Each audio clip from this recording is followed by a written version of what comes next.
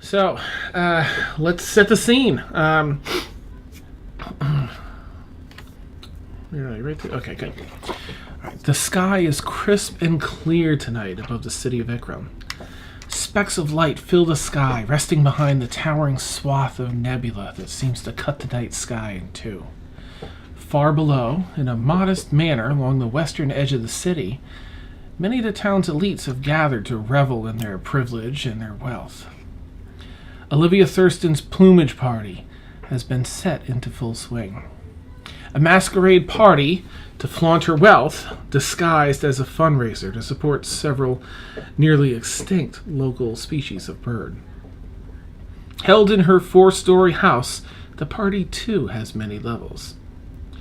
In the closet of the guest room, the head banker slovenly makes out with his second cousin, while his wife is downstairs, unsuspectingly speaking his praises to anyone that will listen. In the rear kitchen, 2 low-level gangsters discuss their mutual disdain for their boss and plot out a murder on which they will never follow through. 2 Master Khan's people smoothly make their way into the household, seeking out a rare jeweled crown to make their own. Right in the belly of the ball, our own Valkyn dances his heart out with dear Betsy, only to spot an old friend in the crowd. A reunion that will surely prove interesting tonight. Let's check in on them now. All right, Valkyn, from across the way, you saw next to the very tall drow male was a small feminine drow that pulled up her mask and revealed 3 giant slash marks across scars. Gnarly scars across her face. We recognized her as Mayvree. She hasn't approached. She's still about 20 feet away or so. Just off the edge of the ballroom, the dance floor, behind a couple tables where there's food in front of her and the other guy being ready to be serve yourself, basically. Yeah. I had ended last time sending a message. I didn't really get to send anything really well thought out, but I wanted to send a message to Thaxl saying, hey Thaxl, it's Valkyn. Mayvree's back at the Thurstons, and I don't know if she's going to try to kill me. You might want to send some backup. You can reply to this message. I don't even know what I'm doing at this point. Oh gosh, I feel like you and Tassos were trying out the new item you had crafted. Oh, that's right. That's right. Crap. Valkyn, that 2-year-old that knocks on mommy and daddy's door. Are you wrestling? Is everyone okay? We're already going there. It's not even 5 minutes in. We're already going there. So I'm going to quickly... Yes, I'm going to quickly reply. Son of a bitch, Valkyn. You have perfect timing. Be right there. Neat. Perfect. A disappointed Tasso says, I understand. He's not the only one disappointed. Nice, yeah. Do you have time to... Awesome. I'm gonna turn to I'm gonna keep my one eye on Mayvree and turn to Betsy and say, I recognize that person over there, or that drow woman over there, but I don't really know what she wants, and she might be a little bit dangerous, so just be on your guard. Okay. Should we go? Or do you have to talk to her? I really don't know. I don't know what her idea or what her motives are. And the last time I spoke to her, we didn't really leave on great terms. And I kind of motion like oh gosh.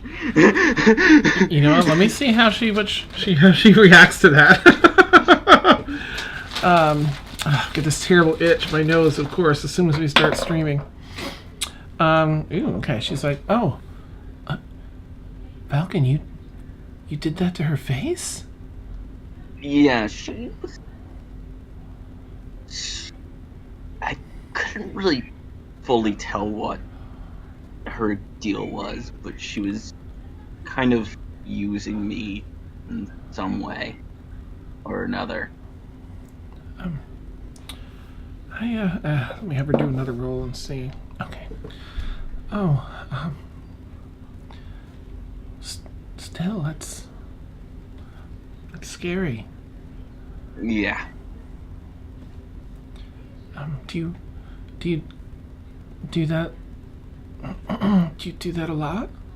No, I lost my temper. Do you It was.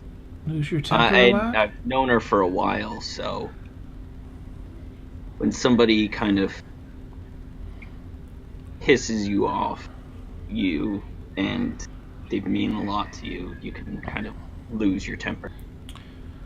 I think, yeah, I don't want to get in between anything tonight. Yeah.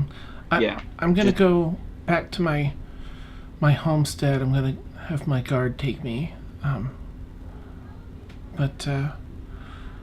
Sorry for kind of making a mess of things. I just don't want you to get in any danger. Thank you. I did had a good time. I'm gonna go. Thank you again, Valkyn. Yeah. I'll give her a hug if she'll let me. Okay. She gives it like an awkward hug where she lets you hug her, but you sense that she's, a little nervous, so she doesn't give quite, hug back. Okay. And turns and heads out, finds a guard to escort her, and is heading out of the building currently. She walks, Deena and Thud, as you're walking around and sort of casing the first staircase that you would need to take to go upstairs. The little mousy Betsy kind of shuffles by you. You can see her face is a little red and patchy, and a little bit of tears kind of welling up in her eyes as she's shuffled out with a guard. What did I do? Yeah, I look from her to, I kind of start kind of surreptitiously looking around for Valkyn to see what the hell's going on. Okay, make a perception check if you would. Just a strap. I was going to say with advantage, but everyone's wearing plumage here, so just a regular. But I have freaking wings! There's a bunch of people with prosthetic wings on there. Gosh darn They're it. rich. They can afford cosplay. Damn rich people. That's an 8. There's a number of owls there, I'm sure. Yeah, you don't spot them just yet. I'm just going to kind of keep an eye out for him, see what's going on, see if I can figure it out. Okay. Do you want to head further into the ballroom before casing that stairwell to head upstairs? No, I'm sticking with Thud right now. Okay. I can't afford to be too distracted. I know she's leaving alone, which means that Valkyn is still here, but he's here by himself now. Okay. That's some good information. Okay, neat. Do you want to either share or tell us what she landed on for wearing tonight? I know she had a. Yeah, I couldn't make up my mind. I think I shared it earlier. I think you did. At least with with the group. It's scandalous. You did with our group, yeah. It's beautiful. It is. I can't post links in chat because I'm in the Twitch chat because I'm on my phone, but I'll put it back in our chat if somebody wants to copy and paste it over. I got you. Yeah. Excellent. Okay, Thank let you. me put it in there. It was just so cool that I figured wouldn't hurt to share it. So Deena definitely grabbing some eyes. she passes through, with Thud, who's a couple feet plus taller than her, also dressed to the nines. As you make your way through, and you do see that he has a way of sort of being that like a powerful personality when he needs to be, and then just sort of, despite his size, sort of drifting into the background. He does have a way of walking and moving to kind of be subtle as he passes through, which is moderately impressive, or at least I think so. Deena, of course, can have her own. Oh yeah, that's impressive, being able to disappear into a crowd, especially when you're that large. He has double proficiency in stealth. Would not surprise me. I'm fairly certain he's rogue, but I haven't decided which rogue he is yet. Probably thief, but neat. All right, Valkyn, make a perception check if you would, please. Well, that's going to be a horrible perception check. Guild perception. It's going to be a 5. Oof. Okay, you don't spot Deena or Thud coming in currently. You're just, as you've watched Betsy leave, you're now in the middle of the dance floor, 20-some feet away from Mayvree and this other drow that is giving you, again, he's got like this devil's stare that just sort of pierces through you, and he's not taken his eyes off of you yet. Are there any of them walking towards me? Nope, they're on the other side of a few tables set up that have food and drink to be self-served. I guess I'll kind of like cautiously wave and be like, hi? Nice. Mayvree kind of looks and says something to the larger gentleman, who does not take his eyes off of you as she's talking to him. She's now turned towards him and seems to be telling him a couple things. Pats him, says what she needs to say, and sort of pats him on the stomach because that's what's there, like a friendly pat, and kind of walks around him over one table. So she's still within about 5 feet of him, but she's gone over to another table and she's just picking out some food on a plate. Wait, so she's like sitting at a table, or she's just kind of... You're standing. Mm-hmm. It's like a table where all the food and drink is out, and you walk up and get what you need, and then you go back to your... wherever you are seated in the This is all just around the edge of the dance floor. Okay. Band is still in full swing. I don't really know what to do. Okay. Well, and Thaxl's getting ready to come barge in at some point, so... Yeah. Just what that I guess I'll like... So the band is playing, so how far would I have to get within their range? Well, I'm already within range of any spell anyway, but how far would I have to get within range to kind of talk to them, but kind of still be at a somewhat safe distance?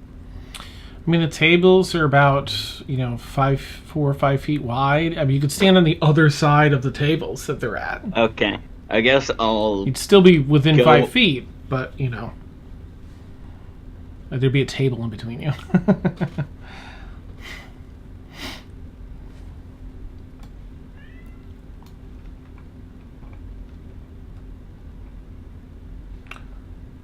Oh, did you lock up, Kev? I'm like, he's holding that face so well. Yeah, all I got really is a blank screen. It just went black. I don't know, it froze on mine. I was like, he's really excited and thinking about. Like, oh no. That's so funny. He fainted. Valkyn walks over and face plants on the table. Yeah, as he passes out. No. Oh, okay. But I will give him a quick sec Here he and comes. see if. Neat. Circle of Doom. Come on, Discord. Come on, Discord. Oh no, this is what happened to Randy that one time. Yeah, let's see if this fixes. If not, I'll switch servers and then put us back. Alright, let me do the old swap-a-rooski here. Alright, hold on, Kev. I gotta put it back on East Coast! There we go. Alright. Sorry, that was loud. Okay. Okay. I'll walk over to the other side of the table and ask, what are you doing here? You're supposed to be like, what are you doing here? You're supposed to be dead or something. Let's do a roll. Ooh, okay. This is to Mayvree, right? Yes. She pulls. She had fixed her mask after she patted that guy in the belly and went back to her food, and she draws it back up again. You can see close up some of these. The scars haven't entirely healed yet, but they're gnarly. Talon's really dug right in, Ooh. and Yes. there's a Gotta whole love those nat chunk of the 20s. middle of her nose. It's all. And one of her now that you're standing this close. You can see that her left eye is just white, glazed over white, because you're slash blinded her in that eye. Ooh.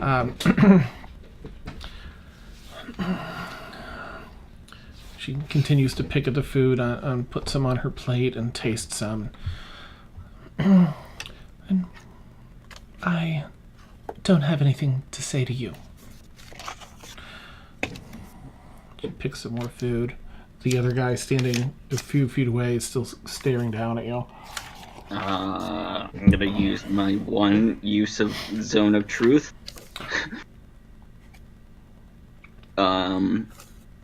Which has a DC of like 10 freaking actions. Oh wait, no, it's not an action. It's actions. Where's Should be in actions, Zone yeah. of Truth? It's a second level spell. It's in your second level spells. Yeah, I'm just seeing what my DC 14 charisma. Okay. Yeah. Oh, wow. Okay. All right. So you successfully cast the spell, and then let's do her save. Okay. What type of save was it again? Oh, charisma? Charisma. Okay. So she has a 17. Gosh dang it! Every freaking time. Oh, that beats it. All right. Every time. So, yeah. Okay. So you can tell that it, doesn't work, and she can tell that you cast it. Can she Really? tell I cast it just by seeing that? Well, yeah, it has a V in it. Yes. Really, Valkyn? Really? I don't know what your game is. Like, you've never really told me what your deal is. As far as I know, you're involved in necromancy. You taught me how to be a bard for whatever reason, and you had some interest in me, and you wouldn't tell me or be real with me, and it's just upsetting and frustrating. I don't have any closure with whatever happened. I knew you for like 2 years of half my whole life, and nothing. It's like I don't even know who you are. So you take a big breath in. You don't know what my game is. You know what? Valkyn, I do have something to say to you. I know exactly what you are, and I know exactly what happened to you.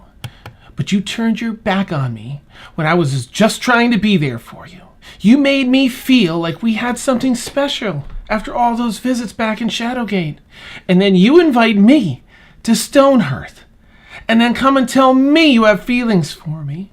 And the first chance you get, you turn your back on me. No, you slash me across the face and give me this.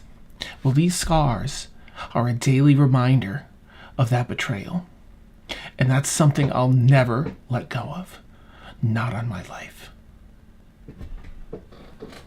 She leans back, pops a little biscuit with something on it. Thought we had something special, but you just wouldn't tell me what was going on with you. You were going and doing necromancy on dwarves, killing them? Like, what the fuck is wrong with you? Like, why would you even doing that? Does that have something to do with me? Why I'm fucking half undead? And why Shar is fucking has a target painted on my back? You think that's what's going on? Valkyn, I can't tell you everything. I couldn't. That doesn't mean that it was wrong for me to do. You don't know the people that were involved, and you didn't know the circumstances. And you couldn't trust me. I couldn't tell you, you couldn't trust me. And that's your loss. She turns to the other guy. Come on, Sig, let's go. And he turns and sort of puts his arm on the upper part of her back between her shoulder blades to sort of usher her out. But again, looks at you as long as he can before he has to pivot to look outside in the direction they're heading.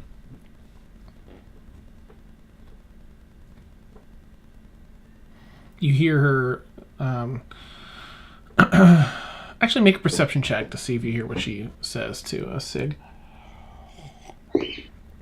Her kid, rather.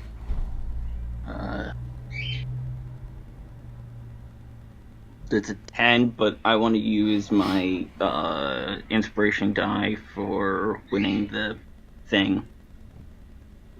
I don't know what it is. So this is the one from, is it your big one for subscribing? No, it's the game. Oh, one. right. Okay, that is currently a D8. Yes, because it follows the bard. That would be a 17 total. Nice. Okay. So you hear her as she's ushering off. There's a bit of a lull in the music, and you hear her tell Kig, with her business done here, we can leave, and don't worry about him. As they usher off. He's clueless. Can I hail them? Like, hey, or something. You mean like call him down, like? No, like follow them. Sure. Oh, tail. Okay, sorry. I thought you said hail. Yes. Yeah, absolutely. You can try. How do you want to do that? What's your approach?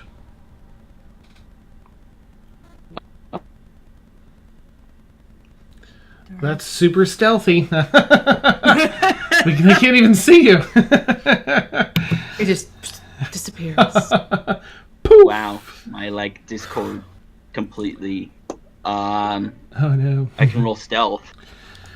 Just tell me what your approach is. Are you following immediately behind? Like how far behind? Yeah, immediately behind. Okay. So I don't lose sight of them. All right, and how many feet behind them do you want to trail? I don't know. What's a... Hang on, let me bump this so I can see you again. Okay, go ahead. I mean, it's up to you. Distance? I don't know. Gosh, what do you dang think it. a safe distance might be? 30 feet? Okay. Yeah, go ahead and roll a stealth check. Just a straight stealth check in here, because there's a lot of bodies moving around. And 16, Deena... So, Okay.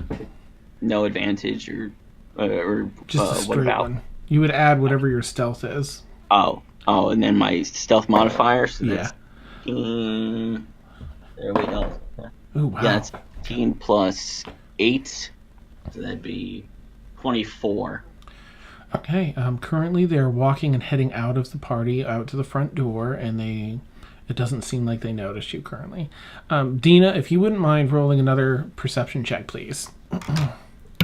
Certainly. That's even worse. That's a 2. Oh, okay. You get caught up in a pivotal moment where Thud has to, you two have to talk your way out of sort of being a little too close to the stairwell, and you're trying to get around and up that area, so you don't notice Mayvree walking by or the large Right. drow. Okay. So I haven't come in with view distance of Deena yet. What was your perception again? Well, you're sort of following that. Make a separate perception to yeah. see if you spot Deena here, because That I don't think I didn't even roll it in the tray. 12 plus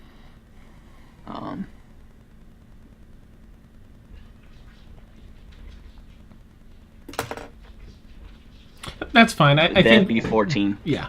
You, as you're walking The original by, one was like 4, but I rolled it in like here. yeah, nice. I'm like, that shouldn't Does be that even count? So as you're walking out of this crowded party, music's sort of fading now in the background, back in the ballroom. You do spot Deena. I don't think you've actually met Thud yet, but this is clearly Thud standing next to her. But they're embroiled in a conversation at the base of a stairwell. They seem to be smooth talking. You look back to try and make sure you're following, your prey too, and you spot them step out of the door. I don't know if me whistling or making like some sort of whistle noise or something to try to get Deena's attention would end up breaking my stealth with. Well, one way to find out. Gosh dang.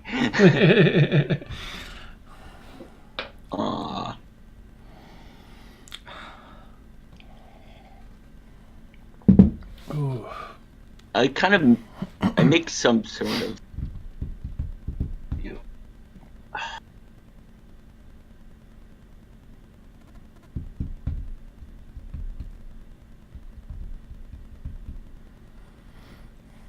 Thaxl, can you make a perception check as you round the corner and start approaching the block that the party's on? Yeah. I sure Go can. ahead, Valkyn. Let me know, too, what you're... Yeah, I'll just move along and be like...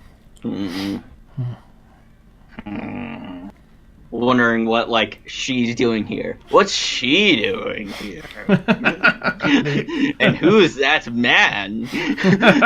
This huge half-orc, dressed to the nines. And the two of them are just having this really smooth conversation with someone at the base of the stairs. I got a 13. All right. Let me, okay.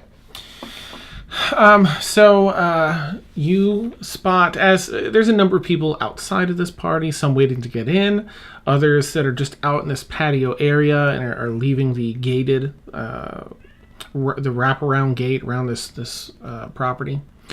You do see a really tall, muscular drow, which stands out, I think, because you obviously don't see too many drow up here. And a little, then a rather tiny drow by comparison walking next to him. Most of your attention, based on their roles, falls on the large drow, kind of lumbering above the other. They turn and they're sort of walking on the side of the street, but toward you, in your direction, as though they're heading back into town. Well, I don't want to confront them, but I want to nonchalantly, like, act like this guy's so pretty. And kind of keep an eye on them. Okay. Did Thaxl bring anyone with her, or did she just come by herself? I was in a rush, okay? Okay. I'm just wondering. Nice. I mean, no, I'm by myself. Did she bring tassos with her? I was thinking about it. But he's all tied up. Yes! Awesome! Oh, good. Perfect. I love it. Tassos, meanwhile, back at the house. Can you untie me? It's all part of the build-up. Somebody? I have to really stretch. He'll be fine. He'll be fine. It's okay. Circulation's good. Nothing's constricted. I'm all itchy. Used to it. Excellent. That's part of the enjoyment. Nice. Oh, excellent. So Thaxl, as you cross paths, as they walk past you and you head down the street, just as you pass them, you see Valkyn kind of look around the corner. He's looking at the group of the two that just passed you. Valkyn, you see Thaxl. She knows why I am the way I am, but she's not gonna tell me because I scratched her face and blinded her in one eye. Oh, wait. You're telling that to me? Right? Yes. Yes. Okay. I don't So really she- know if we should go after them or not. So who's the tall one, then? I have no idea. What do you say was his name? Well, you heard Kig. Yes. She called him Kig. I don't know if that's his actual name, but Like, K-I-G? Kig? I don't know. Hey, I need spelling. I didn't okay? ask him to spell it. The last time we asked somebody to spell their name, they got really pissed off at us. But, it's very helpful. I like to keep notes. Okay. And I mean, upset you're Betsy. At least I think. I don't know. She was a little bit frightened when she left well, what did you because I didn't say? want her. I kind of pointed out the fact that I kind of scarred Mayvree across the face. Uh-huh. Whoops. And then I told her No one to else kind is of saying. I told her to kind of stay back a little bit because I didn't know if something was going to happen that was potentially bad. Because it's Mayvree, and she could have wanted to fucking kill me. So, dear, do you want me to go tell these people? Or do you want me to go talk to Betsy? Because I have things to do tonight before we leave tomorrow, and I want to help. I think we should hail them. I can smooth things over with Betsy tomorrow. I'll ask Deena or something for advice. Deena knows these things. Yeah, I don't know anything, but I'm good at telling people. That's great. Yes. So yeah, Or we could just go and get on our horses and Oh, but that's not trample fun. them. I can just transform into. But you want to question them. Right? Okay. Okay. Do you want me to be a sneaky cat or something? Sure. What do I want to change into? I need something sneaky. Let's do. Or why don't you fly? Oh, yeah, that's something that I can do. How about you fly, and I will tail them as a wolf, right? Is that all I have? No, I have more than that. I just keep forgetting to build your things out. Thanks, Dan. I was like, wait. I can always see it. No, I'm in the wrong I'm gonna angle. tail them as a dire wolf. Well, Totally no. stealthy. The stealthiest of the stealthness. I hit the wrong. Out is the cat. While you two are sort of sussing out a plan as they're walking into town, Deena and Thud attempting to convince the guy at the base of the stairs that they're looking for some place to be private, not only succeeds in convincing them that was their intention, but as Thud slips him some gold coin to make it happen, the person lets them up the stairs. Because they both rolled, like, amazingly well. Deena turns just a little bit so the dress gapes. Oh, nice. He's like, have fun. Kind of looks at two of you like, oh, don't break anything. No. Well, All thank right. you, darling. Yes, of course. Kind of jingles the gold coins you had received, puts them in his pocket, and stands watch. So two of you are able to head up the steep stairwell. It brings you up to the next floor. Now, as Thud had gone over sort of the plan for this, there's actually the goods are on the 3rd floor. However, there's no one guarding this next level up. So you could actually turn around and backtrack up to the 3rd floor right there if you wanted to. Yeah, we'll kind of go down the hallway and make sure that a door kind of opens and closes in case the guy's listening. Nice. Okay. And then quietly sneak upstairs. Okay. Neat. Just so I have a rough idea, if you don't mind rolling a stealth check. Okay. And I'll have Thud's on point tonight. Nat 20. Oh, beautiful. Deena's on point tonight, even more so. Excellent. She's with her baby. So up here, there's a long hallway that you arrive in that continues across the rest of the building. And it's split in like a lowercase t. Across the middle is another hallway. And around the left-hand side, down that left hallway, is the room that the jewels are being displayed in and kept safe. As the two of you very stealthily approach, you hear 2 guards talking just outside the door to that particular room. They seem to be, they're facing one another in front of the door, so one can see down your way, the other can't. But they seem to be pretty preoccupied in their conversation. Do we need to go past them or do we need to go through them? Thud kind of looks down and takes a step or 2 back. Might be able to bribe, but no witnesses.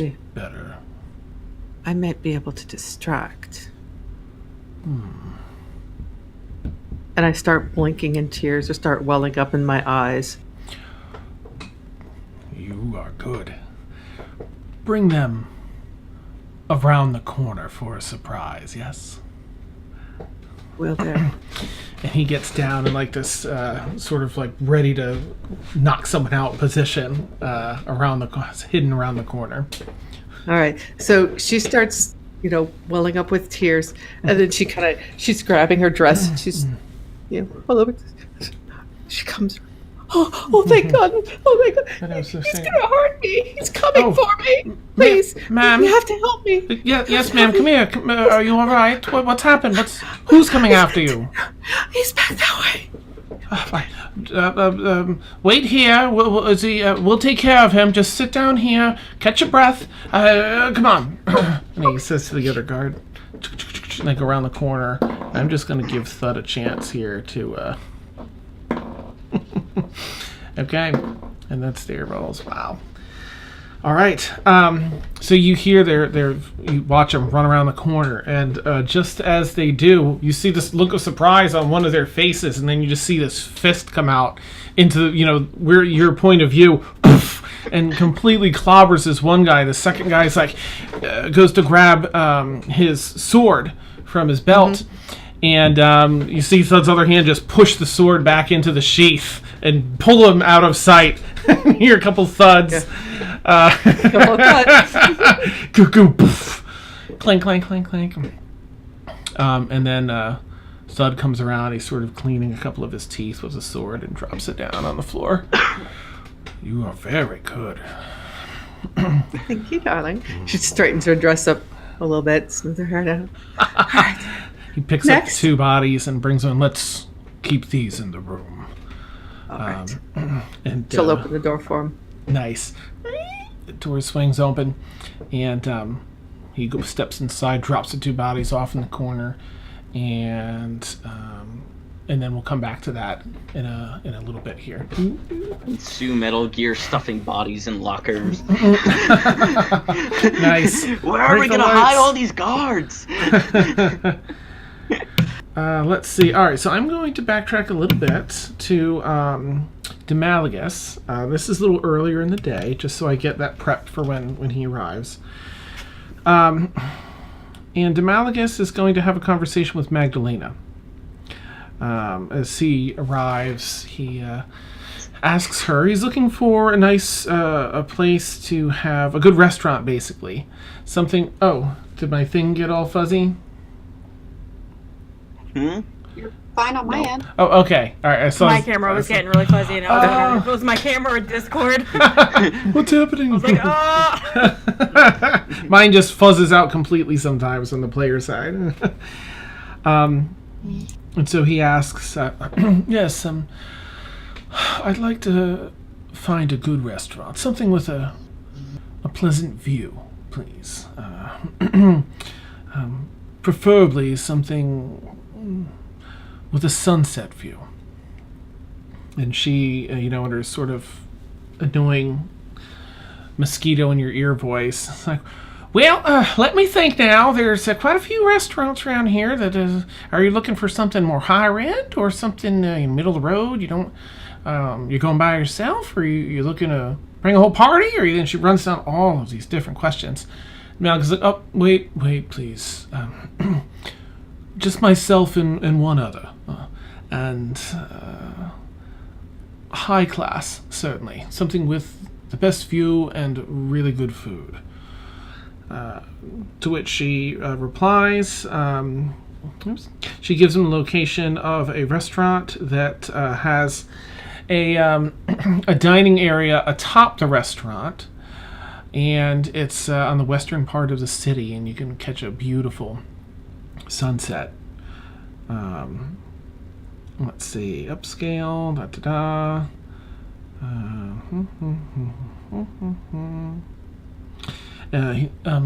thank you, Magdalena, thank you. If ever I can repay your kindness, please, simply seek me out. All right. Well, I hope you enjoy yourselves, and stay safe out there and have a good night. And she hustles off back to her business. I think that's the setup. I don't know if he wanted. I'm just going to read forward a little bit, see if he wanted to go and invite the other party or not. Yada yada yada yada.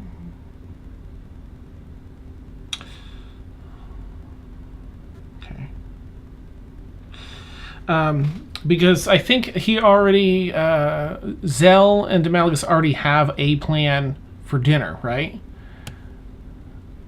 Or someone asked the other one, we should have dinner. Oh, you're muted. You're muted. Oh. Can't hear you. Can't hear you. Can't hear you. There we go. Oh, Is it working? Yes. Yes. My mic has a manual mute that I've been hitting, but sometimes it doesn't click. Wait, I'm still getting used to it. You're fine.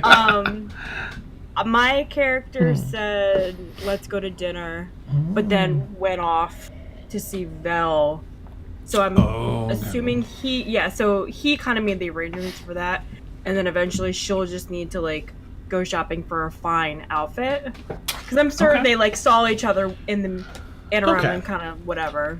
He would have passed that along and made sure that sounds okay.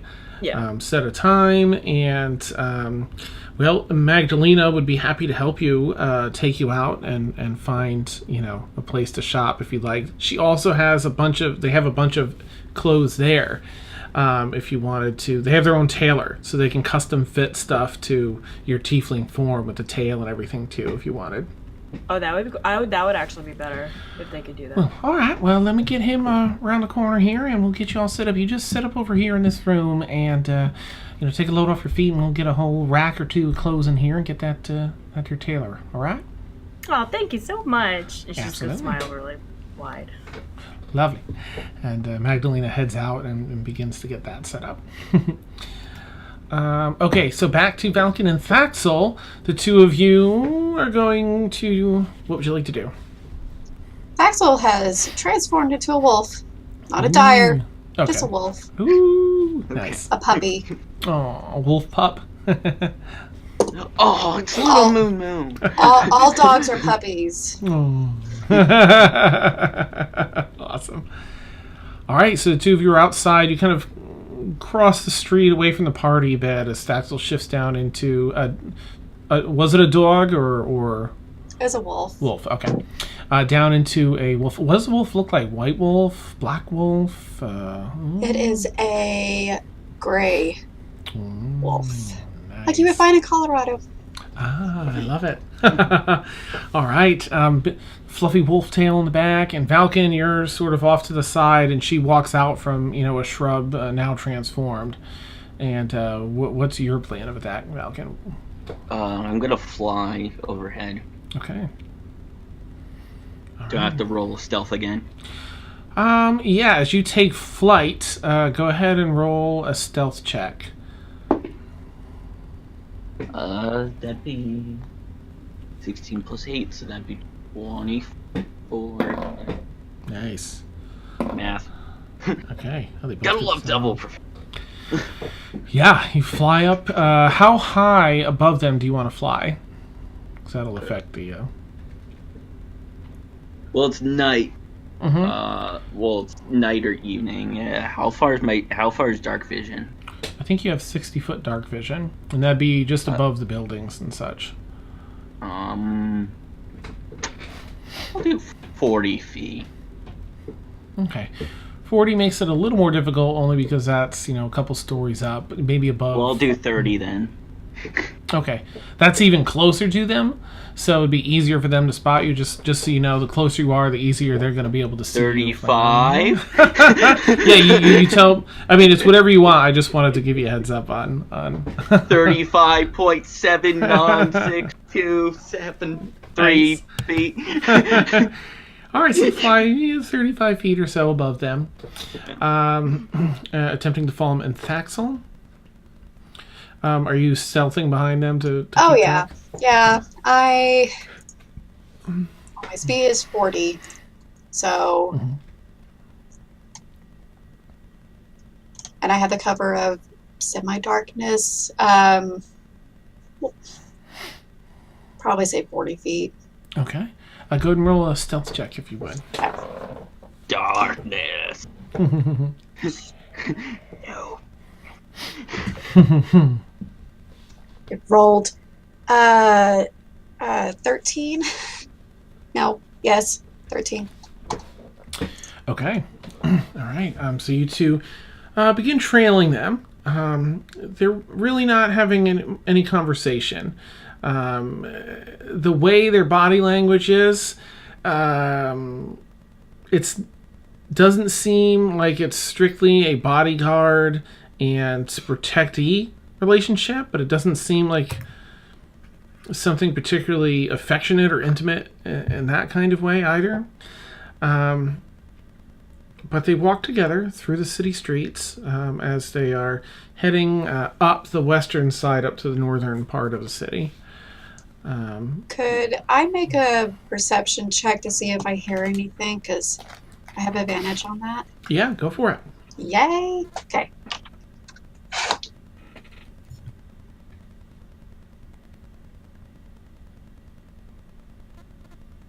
$17. Okay. Okay. So you hear Mayvree sort of cursing under her breath. She is venting and really frustrated about whatever happened to her at the party. You can hear her like, that I can't believe. You know, a little actual cursing, a little... she doesn't reference Valkyn in particular, but she seems really upset that at what Valkyn had to say and how different it is from her point of view. But there's no conversation between the two of them. The other one is simply walking along. And what was your perception again? A 17? Yes. Okay. Let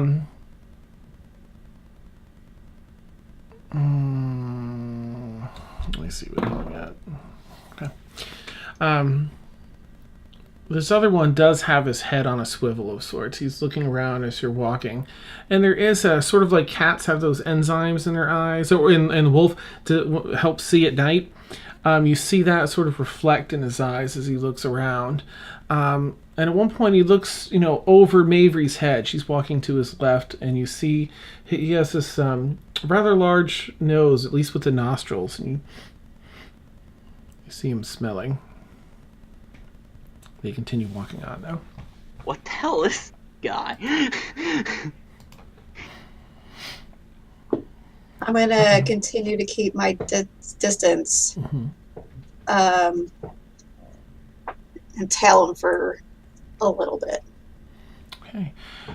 They start the cutting. There's a part of town where there are a number of blocks. They're turning down left, right, left, like they're trying to make a diagonal weave to get to wherever they need to go in the northern part of the city.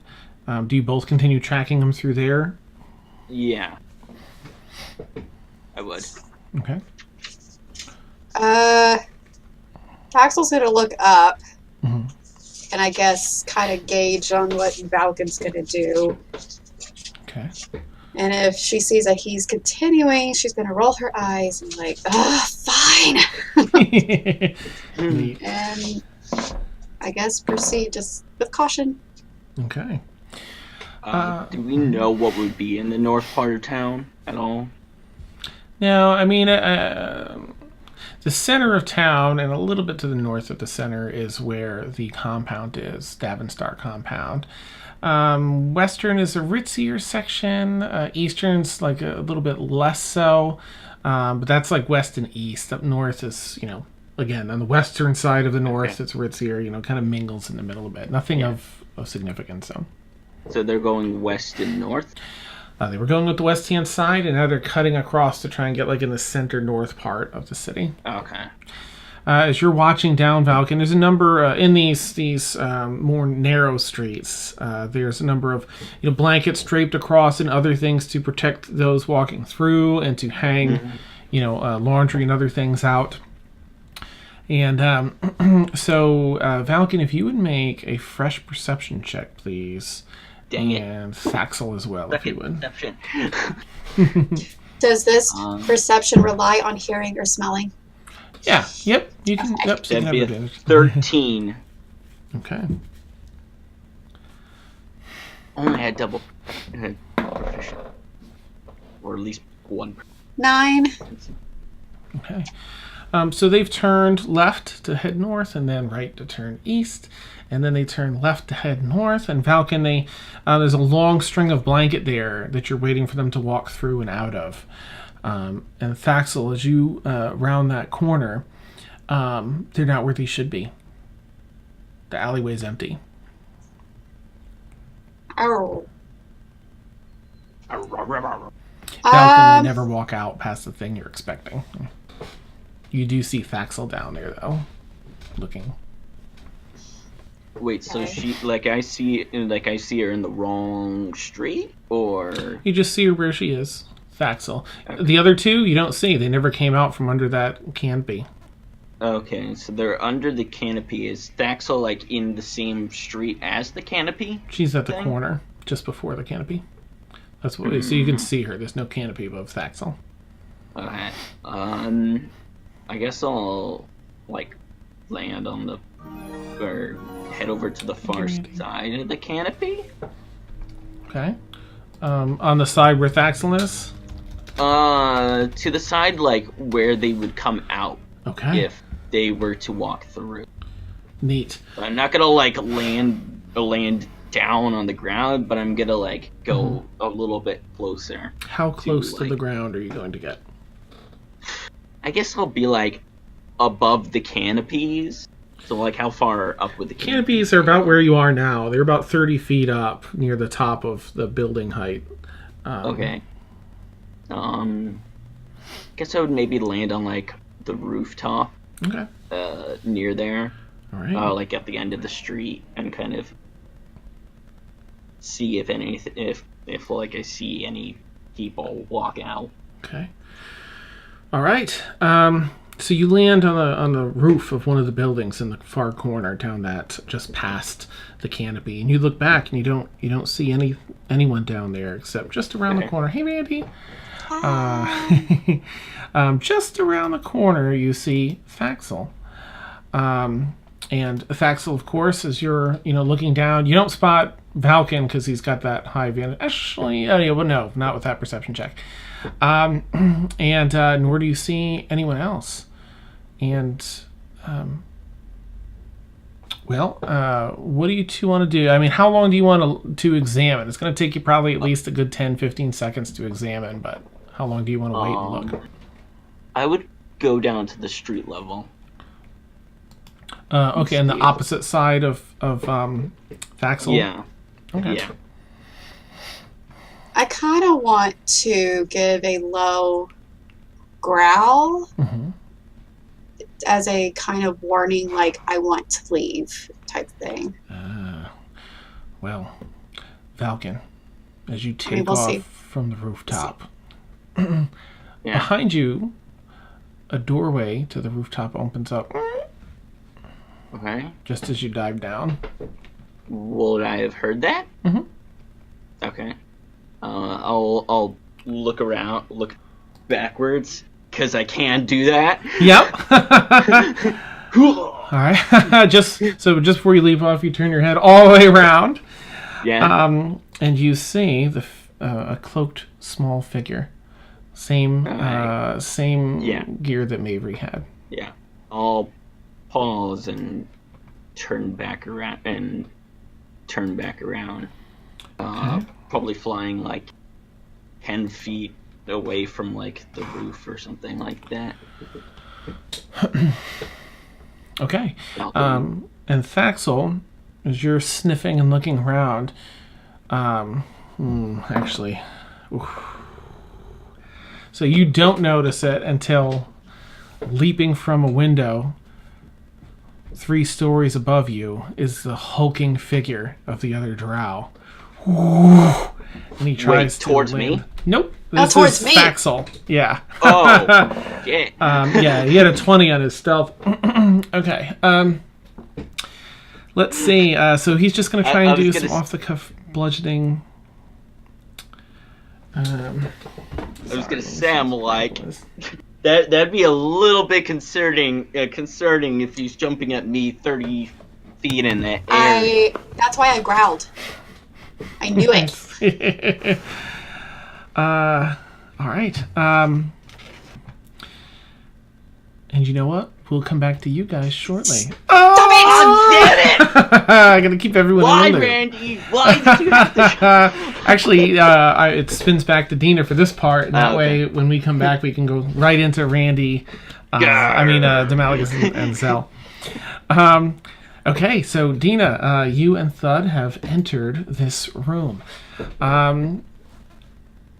It doesn't look like much, to be honest. This particular room, you would expect more things to be held safe in here, but it seems to be set up solely to display and protect this one particular item. And I'm pretty sure I put an image of this in the in Fantasy Grounds, but let me just check, just in case I did not. Actually, I know what I'll do. I know right where it is, so.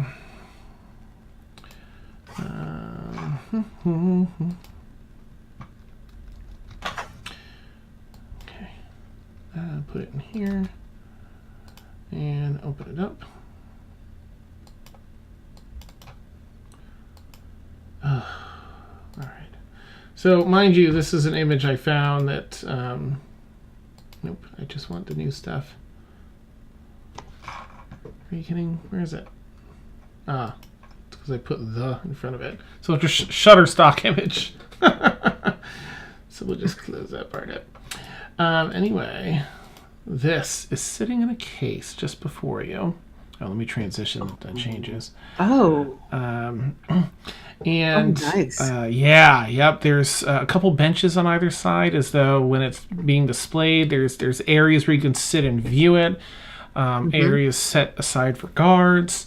Currently, it was just the 2 guards out in the hallway that you took care of that were in here. You're looking at a case that looks like some, almost like glass, but not quite. It's really thick that this is placed behind, and it has a moderately intricate lock on its face. Well, I mean, she's assuming that that's Thud's specialty, but she is going to create Mage Hand. Okay. And tap him on the shoulder with it. She goes, if you need an extra hand. Yes, let's look for traps first. Yes. All right. So if you can make just a perception check to see what's spotted around the. That's a 9. Okay. Thud got another 20. Thank God. Perception is not her strong suit. Oh, nice. He looks around and takes a few steps into the room as you're both sort of scanning, and looks down and points out a tripwire across the center of the room, just 2 or 3 inches off the floor. Plucks it just ever so lightly. She picks up her skirt, and she picks it up, and then bunches it up, takes the tail of it, brings it up through. And I don't know if anybody's seen the illustrations of how to tuck a long skirt, how to tuck your skirt up, make it so there's a way to do it. That's Trust really me. Cool. Neat. Yeah, there's a way to actually turn a long skirt and turn it into like trousers almost. Awesome. Just by the way you can gather it and tuck it and everything like that. That's what she's going to do with this skirt. Okay. So that there's nothing dragging, and she's already barefoot underneath it. So perfect. Okay. Awesome. Do you have thieves' tools? Well, of course. She kind of reaches in and there you go. Nice. Thank you. And he's going to. Do you want him to attempt to do it, or do you want to? Okay. Yeah, she's. I'm like I said. I'm assuming he's has that set of skills. Gotcha. Oh, do you want to assist him? I will assist him. Yes. Neat. Okay. Please. Give him advantage. Just hold here, and I'll ask you to hold tension in one spot, so he'll get advantage. Thank goodness. Maybe. Let me check his. It's all coming down to his modifier. All right. Please tell him he has expertise. Okay. He goes to cut the line, and with some of the thieves' tools, there's a little snipping tool used, and just gets the wrong spot for a moment on where he's trying to cut, and it bends instead of cuts and pulls a little tension, and he immediately lets go and gets back in, finds a good spot, and snips it, holds the other end. and goes around the end that doesn't need tension. He releases, and as you're holding the other side, he follows it back and ties off the line and pins it up on the wall where it's attached to. Now you can see some of the area up above, carefully woven into the tapestry that is the ceiling, is a rope. Not a rope. A net that falls and grabs. Yeah. All right. So he's okay. You can let go. Thank you. All right. All right. Let's work on this log. And you two approach the log. And she'll assist again, however she can. Excellent. Okay. And the mage hand is holding the thieves' tools so that he can just pluck them as he needs them. Perfect. He does just that, and the lock is intricate in a way that requires a third device to put into the keyhole. So he asks you, gets the first one set and moves the tumblers and holds it. Please hold very steady. Okay. Yes. And then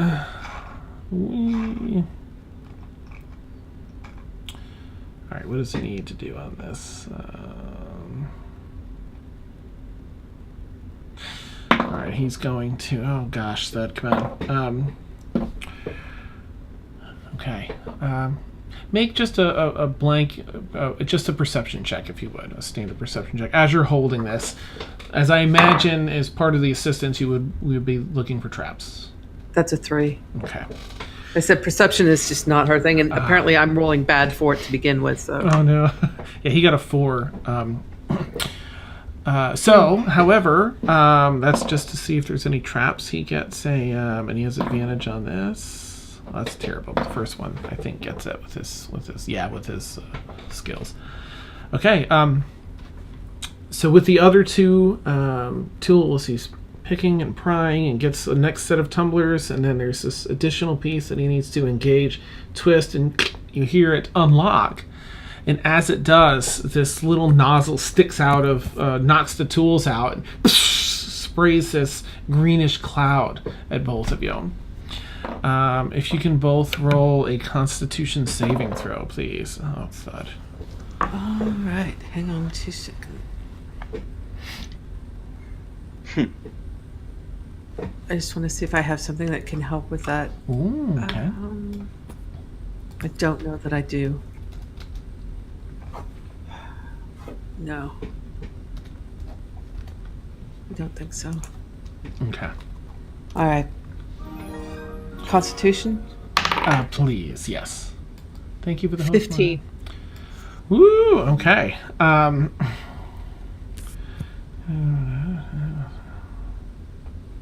Okay. All right, so, let's see. All right. Actually, let me quickly just make sure I've got this image up for everyone else, which I don't. Let's see, let me turn that off so we can see the crown of Queen Esmer the Fourth. All right. So,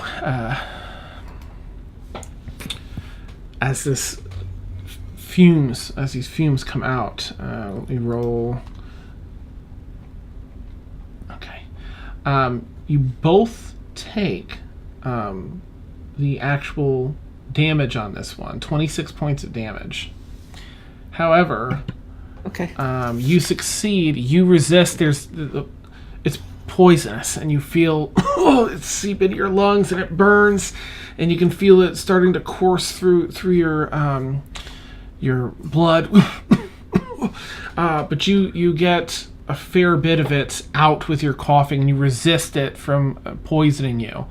Thud, however, gets a sickly kind of green look, and he's fighting through it, but he's been poisoned for an hour, which just means he has disadvantage on attack rolls and ability checks, so it's nothing too major. Okay.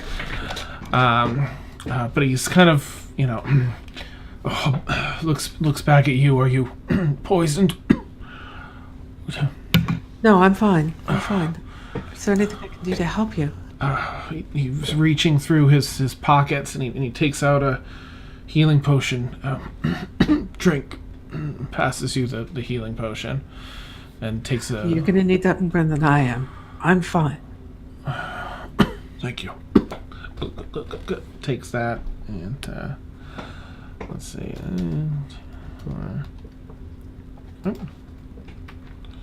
Try that again. You said 26, right? 26. Mm-hmm. Okay. Plus 6 is 8. Okay. And you see some of the energy return to him. Minor setback. All right. Pulls open this heavy... using one of the tools to pry in behind the door now that it's been unlocked, and another tool that hooks into the actual lock itself. It pulls open this really thick, almost like a plexiglass. Hinges inside squeak a bit. And inside sits the crown, resting on a plush purple pillow with gold trim and tassels. He looks at you. Let's check, just in case. And Perception check? Please. Yep. Oh, thank goodness. Oh, 15. Okay, nice. Thud got an 18 this time. Like, yes! So the two of you both see, at the same time, sitting beneath where the pillow's raised just a little bit in the front, you see a bit of a pressure plate underneath. And it's sort of the old swaparoo weight scale kind of Indiana Jones deal. And he, let's see, he's moderately prepared. Let me just roll and see how prepared he is for that. Okay, that's not bad. So he has some items in his pocket, a couple stones for weight, and just some other miscellaneous stuff. He kind of holds the bag out and a little leather satchel and puts the stones in and gives it to you. You think maybe this much, and places in your hand. Yeah, so she's kind of relying on that experience of looking at this crown, how much it's going to weigh with stones, the type of metal that it is. I want to do a what do I do to make sure that the crown's not an illusion? Ooh, intelligence check. Okay. So is that investigation or just straight up intelligence? Investigation, yeah, I think so. You're right. 12. Okay. You look and it does indeed seem like the real deal. Okay. So she's kind of explaining it.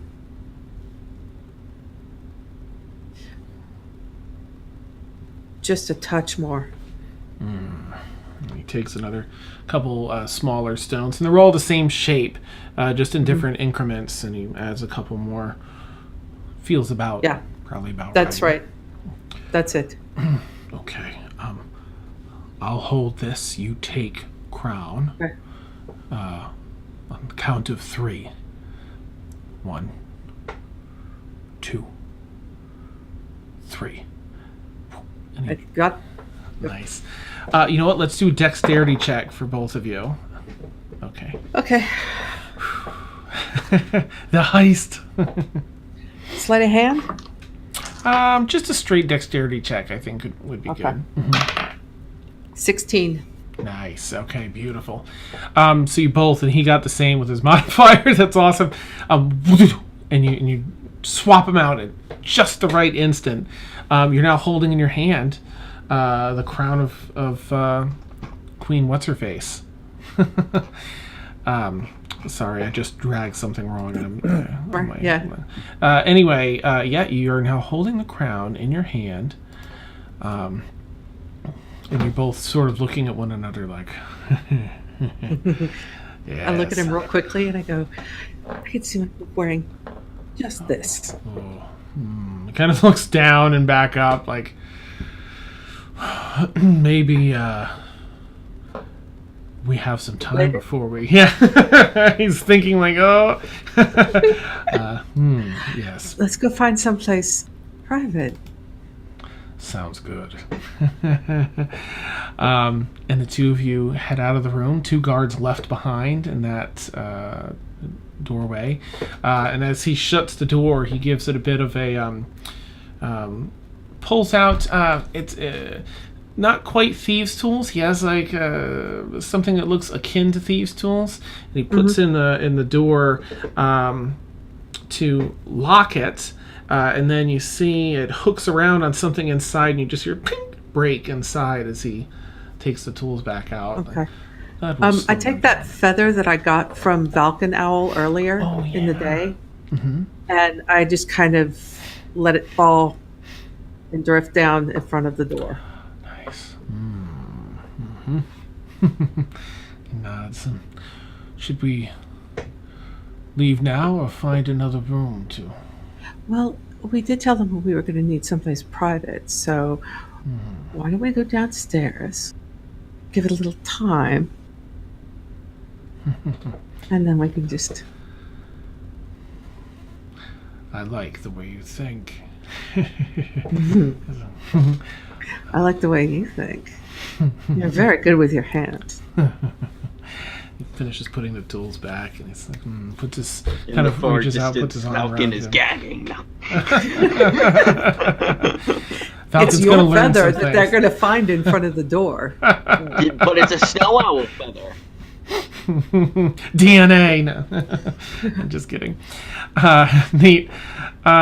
Yep. So the two of you walk, down one floor into one of the other rooms there.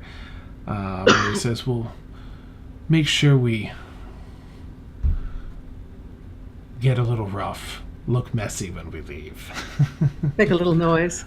Yes. No problem for us. No. No. Neat. All right, and the two of you are able to pursue that. Yep. And then whatever his escape plan was, I'm assuming we're just walking out of there. He's got it tucked away somehow. He's he'll probably take it and put it in a bag of it's like a pouch of holding. Yeah, like a And handy just- haversack. and just walk out. Okay. That's his plan. So there's a high, like it's no problem getting super into it because there's like this right from under their noses. Yeah, that's great. Then we can we can enjoy ourselves at the party and then just leave later on. Yes. It's great. All right, well, I think that's a great place to take our bio break. When we come back, we'll meet up with Zelkari and Demalagus, and then we'll come back around and find out what's going on with Thaxl and Valkyn. Guys, a stolen crown! Oh, man. Yes. I'm so excited. Excellent. Oh, all right. Well, I'm going to make some coffee. I'm going to do some stuff, and then we'll be back. For anyone that doesn't know, we take like 8 to 10 minutes and do our stuff. So, catch you on the flippity. We'll be back.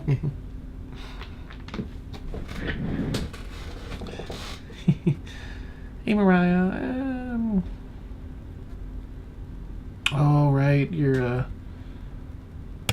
mom I got is my sick. my art done. Oh, hey, Franco. No, they had like a tete-a-tete of sorts. They had a moment where Valkyn sort of questioned her, like, what's going on? What's your deal? And, aren't you supposed to be dead or in prison? And she's like, I don't have anything to say to you. And he's like, what's your deal anyway? Because, you did this and you did that to me and you did that. And she's like, She's like, you know what? I do have something to say to you. And she kind of leaned into Valkyn like, I was, just trying to, chill with you, take care of you, be there for you. And then you invited me to Stonehearth. You had all this friendship with me and Shadowgate. You invited me to Stonehearth to catch up. Then you told me you had feelings for me. And then the next thing you know, you turn your back on me. No, you don't turn your back. You slash me across the face and do this. She's like, I see it every day, and it's a reminder of your betrayal, and I will not forget it on my life. She also told him that she knows exactly what he is and exactly what happened to him. He had asked, like, after that, in retort, he was saying, like, what's your deal with the necromancy and this and that? I mean, you're killing people, and that's not okay, and, I've got Shar follow me with a target on my back, and she kind of scoffed and said, "Is that what you think?" To give, some point of interest there. And then, she was like, "You don't know about the people that I killed. You don't know what they were like and whether or not they deserved it. And we all have secrets I couldn't tell you. But instead of trusting me, you did this." She has like one of her, so she's got these gnarly scars from him scratching her face. They're not entirely healed over yet, but they're like rigid, gnarly. There's a big chunk missing out of her nose where that went through. And her left eye has, one of the scrapes running across that. And it's completely white, over now, where she appears blind in that eye. Okay, coffee time. Anyway, that's the rundown of that. There's a lot of fun stuff that's been going on. Deena and Thud stealing the crown. Thaxl met up with Valkyn, who called her over there. And then they followed them leaving the party. But then they lost them in an alleyway. And just when they thought they lost them, it seems like it's Mayvree that popped out of the rooftop to get to confront Valkyn. And what's his name? The other guy leapt out of a window with a stealth of 20. I didn't add his modifier. He just had a natural 20, and sadly, Thaxl only had like a 7, I think, or a 9. So he leapt out of a window. I know, I gotta get the coffee. And we're gonna pick up with them in a bit too. Fun time. Okay, coffee for reals.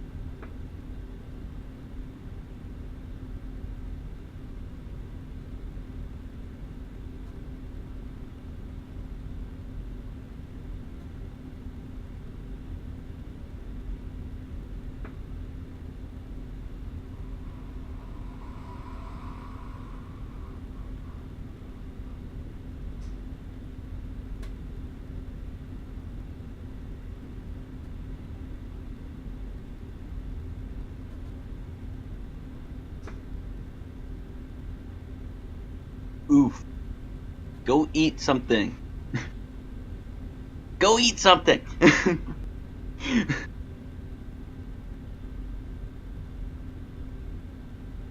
Hi, Brixie.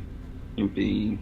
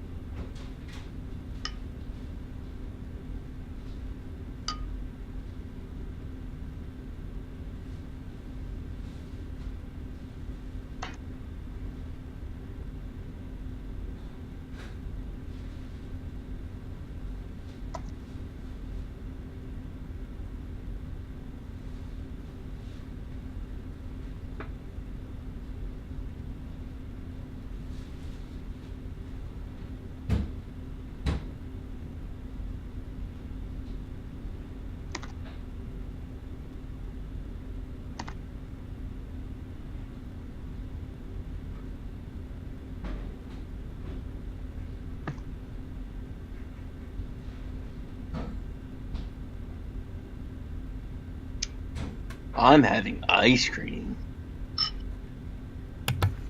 I'm just eating Cheez-Its. I haven't had Cheez-Its in a while.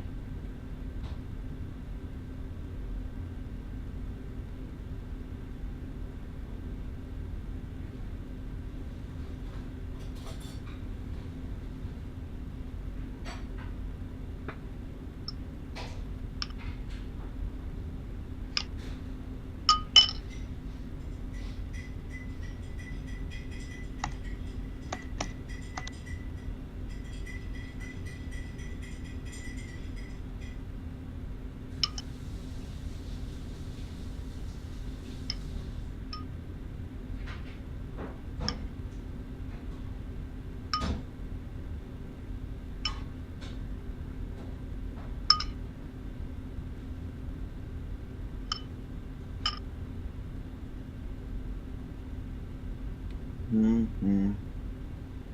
Are they normal Cheez-Its? They're like white cheddar. Original. They're both good. Yeah.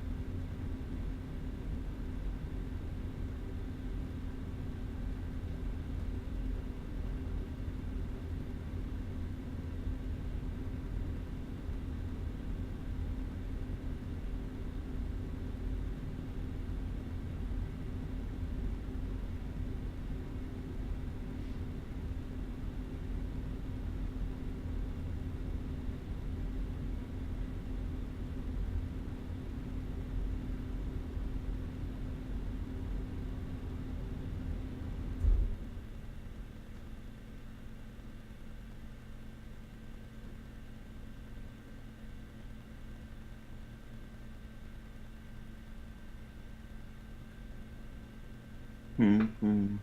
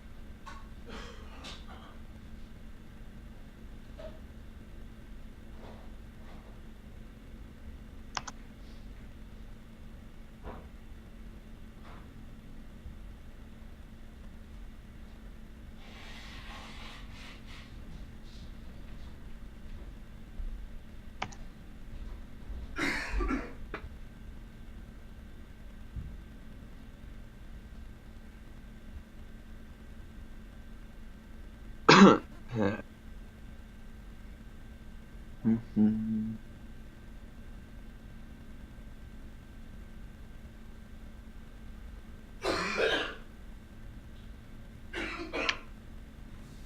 Dan sounds healthy. Or whoever's coughing. Not sure. Not sure.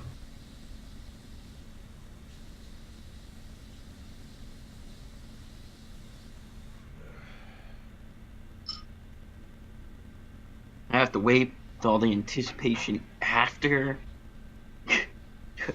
like after break because you guys are next.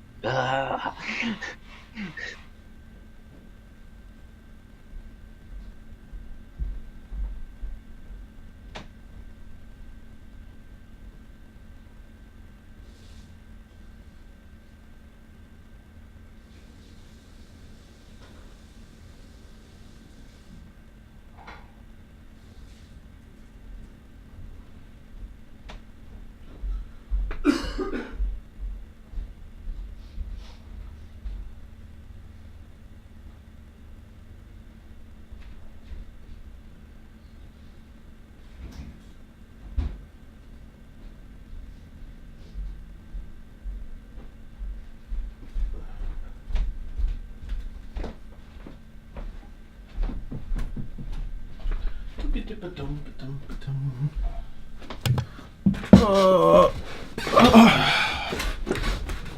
like you're dying there, Dan. Was that you coughing? Okay. Oh, there we go. You sound like you're dying there, Dan. Oh my And you're gosh. super blurry. Oh, did it blur out? Nice. I go fix that. Oh yeah. Yeah, I made a quick slice of toast, and some of the toast went like right down the wrong pipe. Oh, I hate that. Help me! I can't breathe. Yeah. All right, let me fix this camera. Ooh, curry. Mm. I just want Chinese now. Oh, that sounds good. But my friend's there. She's on one of like the smaller cities outside of like a bigger city area. So they have an H Mart there. There's like actual proper Chinese food restaurant, like an actual proper Chinese food restaurant, like actual. I guess Like a dim sum restaurant? I guess like stuff that you would actually like Authentic? get in China. Yeah, like authentic Chinese. Oh, entirely different. Yeah. Yeah, it's completely different. Or maybe it was like a kind of like a sort of balance between the two of them. Okay. Like authentic, but also. That's probably a dim sum restaurant. They Yeah. usually mix it too. Oh, okay. But it was one of those, and then they also had a Pakistani/Indian restaurant. Okay. And that has some good stuff.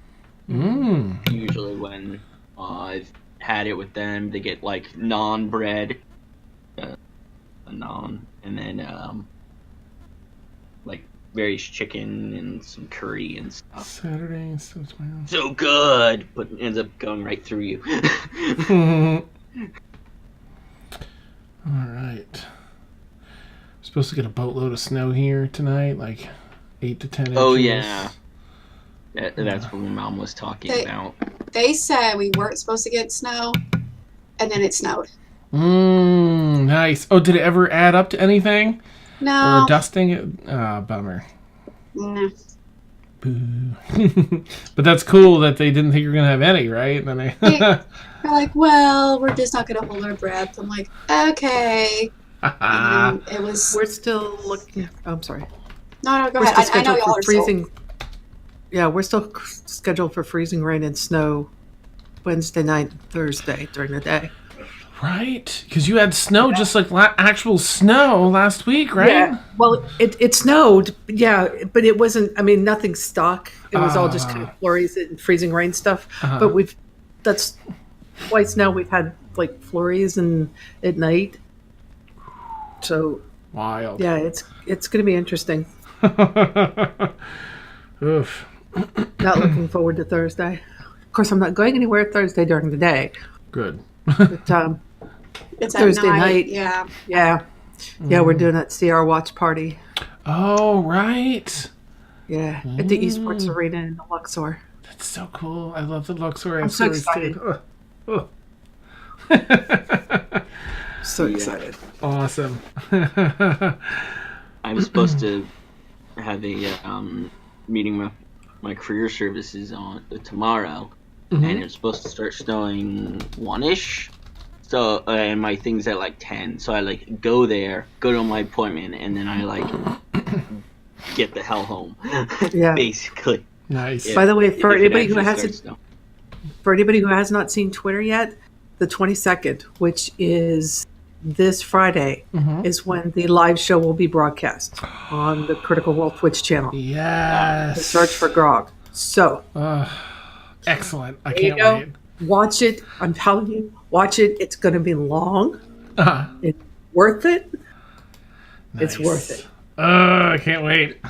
I'm not caught up So yet. basically, are they? No, this it's not is- from the. This is excuse me. This is a search for Grog. This is a Yeah. one-off. I didn't finish the first campaign. I know some of what happens. Like I Everything know was what spoiled. happens. Yeah. Yeah, like Yeah. I know. Well, I mean, it's been not over the a year search for now. Grog, So but I know what happens to like Lame's character and stuff like that. But yeah, I want to try. if and you catch up. know that's really the only kind of big thing that you really kind of have to. know about. Yeah, Okay. it's worth watching. Trust me, it's worth watching. Seeing them go So back. is this basically stuff that they kind of like summed up that they went and did at the end of the first campaign?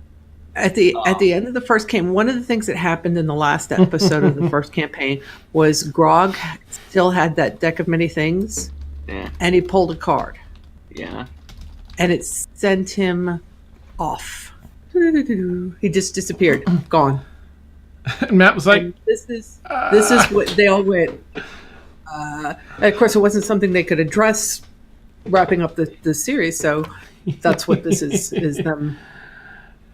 Oh, so so tying basically up that it's little like, loose end. oh, and everybody's all like, and where the frick is Grog? Yeah. So Nice. but I'm telling you, it was fantastic. It's worth watching. It's a lot of fun. Yes, he pulled the void card. And awesome. It was great. Nice. Whew. All right. Well, let's see. Demalagus and Zelkari. So Demalagus, I don't know how much you heard, but welcome to date. I had Demalagus talk to Magdalena to get some info on the restaurant, and Zelkari is, has gotten an outfit that she really likes, custom tailored to her. And so we can put it at whatever time frame you all want in that evening, before the party and stuff to do, or during the party if you don't want to do it until around the same time. To do, You might do your want to stuff. have dinner on the west end of town. Just saying. Well, I think the restaurant was on the west side. It but I is, think yeah. It's hours before we were gonna plan on doing it. Well, I guess it depends on when sunset is. I don't know what time of year it is. It's spring, Okay. so 7, whatever that would be, like mid. Probably like 6. Yeah. Neat. And take it away, Demalagus. You return. Hi, everybody. Howdy, how. Yeah, I did have the stream on as I was driving home, and I had a pretty good connection, so I think I'm caught up with everything that's going on. Daniel set up things nicely. So yeah, I mean, there we go. Okay, the time for dinner comes around. Demalagus, you're sort of waiting, and there's a waiting room at the estate, and Zelkari, as you're wrapping up. It took a little longer than anticipated to get to find the item of clothing you wanted, to have it tailored, but it's all set now, and you walk into the room to meet up with Demalagus. And by all means, tell us what you're wearing if you have a visual in mind. I'm trying to scroll. it's in the chat. All right. Pretty much the top would be like this, but the bottom would flow out. But I'll put it in the Twitch chat. But pretty much it's a lace bodice, no sleeves, so it just has the strap around the neck and then the lace bodice, and then it would be tight around the waist, and then right around the hips it would just like flow out, and it would be more of a dark navy color. It shows it in red, but it'd be like a dark navy, almost like a black color. Okay. Nice. Ooh, neat. Demalagus? And what are you wearing, Demalagus? Because you would have access to some nice clothes as well. Yosh. Hang on just a second. Let me get you guys a link. Ooh, I love that you've all gone into the headspace for that. Why I do these things? I don't know. I'm crazy. Okay. Actually, this is also the sort of inspiration picture for Demalagus. So this is his fine clothes. Of course, I'm not gonna be able to find it, am I? Nope. No, but I mean, go ahead and take some time. It'd take too long to look. It's not a big deal. Yeah, you can look. Go ahead. I'll put it in the Discord chat for you Okay. guys. Just cause. It's a purple, black, silver outfit. Got kind of a long frock coat. Nice, Frank. Oh, sweet. A fur coat. That's awesome. Frank was saying the cue ZZ Top sharp dressed man. Yeah. It's like, nice. We're very fancy. Awesome. Yes, upon seeing Zalkari, thank you, Clem, by the way, for sitting right here in front of the microphone, hoping everyone can hear me. Yeah. Okay. I would say, hello, Zalkari. Wow, you look stunning. She'll do like a little, like smug kind of, turn and flare her arms out so like the skirt flows a little and she's all kind of smug looking. No, she knows she looks good. Nice. My goodness, just to look at you. So different from when we first met. I remember when I first saw you, you were the very picture of desperation. Yeah, you could say that. You could say that. I also hadn't showered, so. As that is that. Well, look at you now. You're positively transformed. Lovely. Well, I do tend to go on, and I suddenly find myself famished. Let's go, shall we? All right, lead on, and she'll put her arm into his, around his arm, so he can lead her. And he shall. Neat. You two head off to the restaurant. Oops, where's my notes? Off on the western side to find the very nice upper class restaurant named by Magdalena.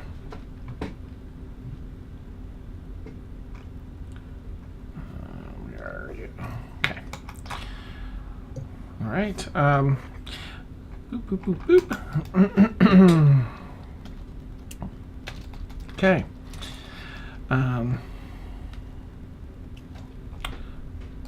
Of course, I don't have that in this particular note.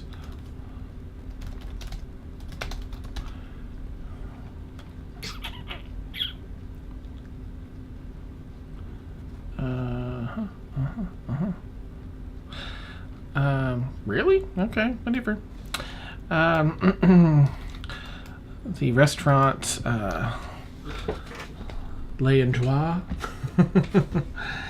is off on the western edge of town. And you arrive very ritzy, of course, as you enter the main doorway. The walls are a dark black with an iridescent, not a scaled look, but an iridescence coated on them. Not like an oil, but it has a beautiful shimmer. And these lights that are inset just behind that paneling, that dark wood paneling. So the light bounces off of the wall, the white wall behind it and the ceiling, and kind of gives this beautiful diffused soft light to the main hallway that you walk down before you arrive at a podium where some people are lined up at this podium waiting to be seated. There's about 3 couples ahead of you before you finally approach and see a human man, a really large slicked mustache that almost it kind of loops back on itself at the ends, hair parted down the middle, dark black hair, dark black mustache, sort of a short haircut that just kind of goes into nothing and then fades down to a really tight trim at the bottom. Looks like he's maybe in his early 40s or so, late 30s, early 40s. Welcome to Layandroit. How may I assist you two today? You do have a reservation? Yes, of course. A reservation under Demelegas. So he flips through. Maybe under Davenstar. Yes, Demalaga's courtesy of Davenstar. Yes, right this way. And he takes a couple menus and saunters back into the restaurant, having you two follow him. And as you turn around the corner from the podium area, the restaurant, of course, opens up. And there are beautiful, it's color coordinated in here. There's a lot of there's dark blacks, bright whites, and some purples that are mixed into. The tablecloths themselves are black with almost like a paisley pattern, but as it drapes off the edge of the table, it fades into this white, purplish color, and then off into a white as it reaches near the floor. Very small portions on plates. Very fine looking food. The display is a huge piece of this. There's a soft, like a piano playing, tinkling in the background. Someone tickling the ivories back there. And he brings you over to a table seated along the back wall. Here's your table. And he kind of leans down and guides you there. Yeah. Well, I will surreptitiously shake his hand, slipping a platinum piece into his palm. Yes, well, I'll be sure that you are waited on right away, and if you have need of anything, please do not hesitate to ask for Cecil. Absolutely. Thank you, Cecil. Of course. So Kari's just gonna do a little, like a little nod at him.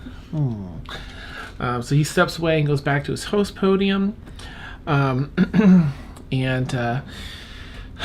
see. It's not too long after. You see him on his way over, stops a female server, half-elf, blonde hair back up. Not just a standard ponytail. Everyone's done up really nicely here, staff included. So her hair kind of comes to the back, but folds in on itself in sort of an intricate bun in the back that ends up sort of flopping up at the top, like a bunny ear would. And she kind of looks over. He points over to your table, and she nods and sets down. She has some stuff she was waiting back to the kitchen. Sets it down on a serving station and comes immediately over to the two of you. Well, howdy, y'all. Welcome to Landra. How may I help you today? You know what you're looking to order? Well, I've never been in such a wonderful establishment as this. So what would you recommend? Well, she looks around a bit. Depends on the experience you're looking for. I'd say if you're looking for the high-end experience, I would order off the third page of the menu. That's all the finer meals. If you're looking for a heartier meal, maybe something off that second page there. Get you enough to keep the meat on your bones. Plenty to drink as well. Anything from a fine wine to a locally brewed beer or ale. I will have just a sparkling water. Thank you so much, dear. Of course. And you, sir, what would you like to start? Anything to drink while you think about what you'd like to eat?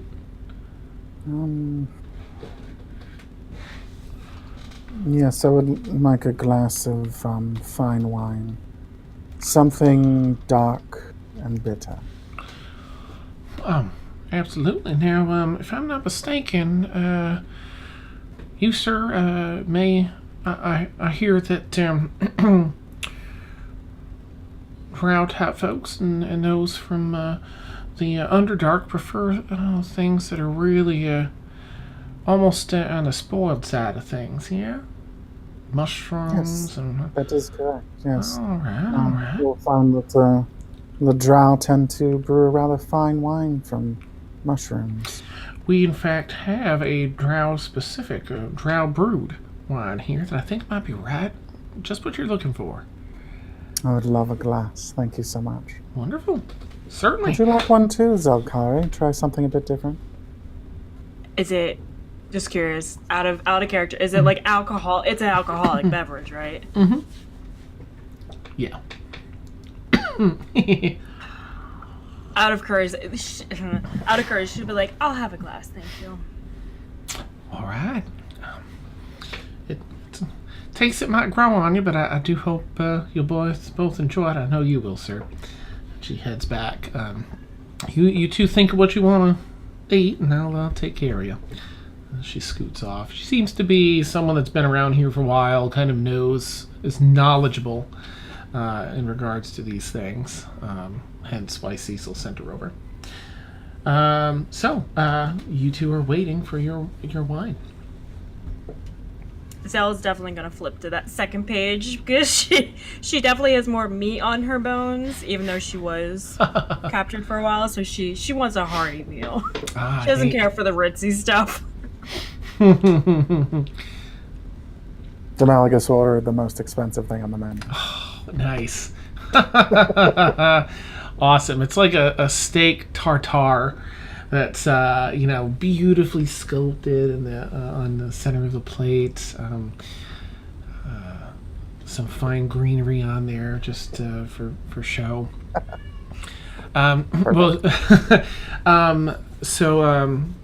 Your waiter comes back and she says, I'm going to bring you wine, but Cecil tells me that you made your reservation courtesy of Davenstar's, and there was a note that he missed that said you were looking for a spot up on the roof to dine. So I'd like to move you to the finest seat we have on the roof, if and you're willing. Zelkari will be a little taken aback, but she'll kind of look at Demalagus and kind of squint, knowing he's up to something. And He'll so stand up like, and offer her his hand. She'll take it gladly. Well, right this way, please. And she takes the menus with her, so you'll have them. And you go past the door to the kitchen. In the back, there's a sort of a grand stairwell that welcomes you up to the rooftop. You actually go up a couple of flights, whatever's on that second and third floor, you're not sure, but up to the rooftop. And there's only like 2 other couples up here. There's a table for like probably 15 tables up here. Only 2 other couples are up here currently. And the spot, the grand, it's not the grandest table in size, just in presentation. Sits just off on the western side there and is square in the middle. It kind of lines up composition-wise with some of the hills and the surroundings to line up for that sunset this time of year. Right here, she pulls out both seats, and I'll have your wine right up here in a jiffy. She heads back Thank down. you, dear. Indeed. You two, excuse me, burp apparently, sorry. You two settle in. And the sun, of course, is still just, it's not there at the horizon yet, but probably in like a half an hour or so, it'll likely be setting. Zel's gonna immediately, once she's out of earshot, she's just gonna look at him and be like, so how much did you drop on this dinner? When I said a date, I meant like that we could talk tactics, not blow your entire gold stash. Well, to be honest, I could use something a bit nicer than just running around to the den of cupcakes. Not that that's not fun, but I do prefer a finer meal every now and again. And, well, since it was just going to be you and I, we could enjoy the sunset together and speak as much as we want. I assure you we will be entirely private up here. I appreciate it, Demalagus. I do. Thank you. I do love a good sunset. And so she'll kind of lean back and just take in the look of the horizon and everything. Neat. It's a really good vantage point from here. From here, in the very distance, you can even see the ocean, as this is technically a coastal city.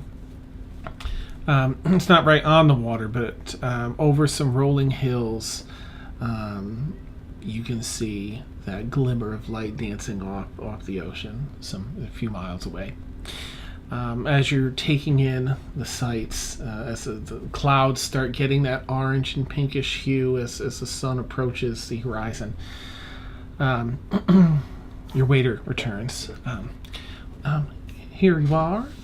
I brought you each a glass, and you just say when. She starts pouring Demalagus's glass. We'll stop her at a reasonable amount. Look. That's just okay. He's a fine gentleman, okay? So, like, it's a third full. The classic. Like, I'll take this in and let it breathe. And for you, ma'am, you just say when. I'll probably be the same as Demalagus. Okay. She leaves it on the table. Have the bottle's yours, compliments of the house. You drink as much as you like. You take it home, sir, if and that's what you like. Again, my name is Brienne, and I am your waiter today. And do you know what you like to eat? Yes, sir. I'm going to order, and she's going to look at the second page, and whatever she recognizes relatively, then she's probably going to order that. There's a steak. It has some toppings. You're not really sure. I mean, it has like onion, mushroom, pepper, things like that. Sort of a barbecued steak. Grilled, seared steak.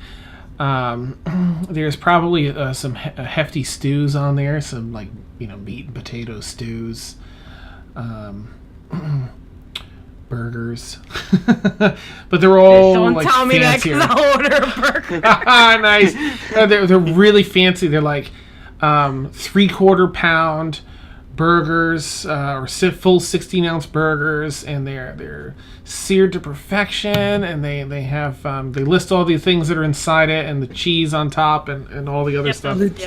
Crumbled blue cheese and caramelized onions. Woo, yeah. Go with the fancy burger. Nice. Heirloom tomatoes. Sounds good. Is I'm so hungry right now. restaurants open right now? Yeah, right? Get some grub. Grub up, yeah. Awesome. Starving. And Demalagus, he said you wanted the steak tartare, right? Okay. All right. Well, I reckon we'll have this right out to you as soon as it's all set. And you need anything, you just she takes a little bell out and sets it down on the table. You ring that there bell, and that'll let me know that y'all need service. I'll be waiting from up here as much as I can, so that I'm within earshot. I'm gonna go put this order in. I'll be right back up, and you'll see me over the table around there. You need me, you call, okay? Thank you, Brienne. Indeed. My pleasure. She heads down to put the order in. And it only takes like 15 minutes. They like your top priority. They go down, they prepare the stuff from scratch, they get it fired up. Demalagus is a little easier to make than it takes a little less time than Zilkari's. But she, you see her disappear down the stairs and then come back up a minute later, with a really large serving tray with a couple plates on it. She brings them out and sets them down. There's like a stuffed potato on your plate, Zilkari. As a side, it's this baked potato with like sour cream in the middle. And some bacon bits on top of that, and a salad on the side. Looks like a Caesar salad. And Demalagus, you have your very fine, beautifully ornate plate of food. They've got some sort of a sauce that they ran back and forth across the plate to give it the little swirls, and plenty of garnish. There's also a salad on the side of yours, and does everything look all right? It looks gorgeous, Brienne. Thank you so much. Wonderful. Glad you're happy. Y'all need dessert or anything after, or anything in between, you let me know, all right? Thank you. Indeed. She walks away. You're about 5 to 8 minutes away from the full-on sunset hitting, starting. So as she's kind of eating, stuffing her face, in between bites, she is probably just gonna not like, I don't want to like insight, but like I kind of want to like perceive how Demaligus is like. Does he seem like he's trying to put on a front, or does he seem genuine? Like, should I roll for? I want to see if he seems like genuine or if he's putting on like a front. It's so Demaligus, you can either answer the way you feel, or if you want, for mystery's sake, if you want rolls, then you can do a roll of either persuasion or deception or whatever, and Zelkari can do an insight, and you can compare, just to keep the element of maybe there's a surprise, maybe there isn't. Let's do that. That sounds fun.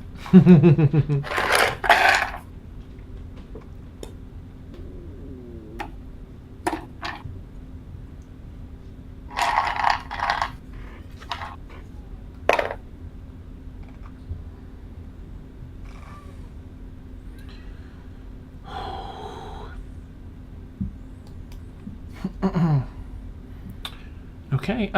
Sorry, Zelkari, what did you get in your insight? 15. And Demaligus, what did you get on your question mark? I don't know. I may have messaged you. Oh, oops. All right. Was it It's a on? mystery. I can't just say it. Oh, sorry. Was it on Discord? I can't check. You have to message me is it on Discord? Twitter. Sorry, if you don't mind. Oh, Or fine. Facebook. Yeah. I see how you are. Sorry. It's fine. Twitter's a second away. Because it'll show on Discord. Yeah. Or it'll kick me off. Oh, I suppose. You know how Discord is. Sorry. All right, I shall DM you on Twitter. Excellent. I've got it pulled up and ready.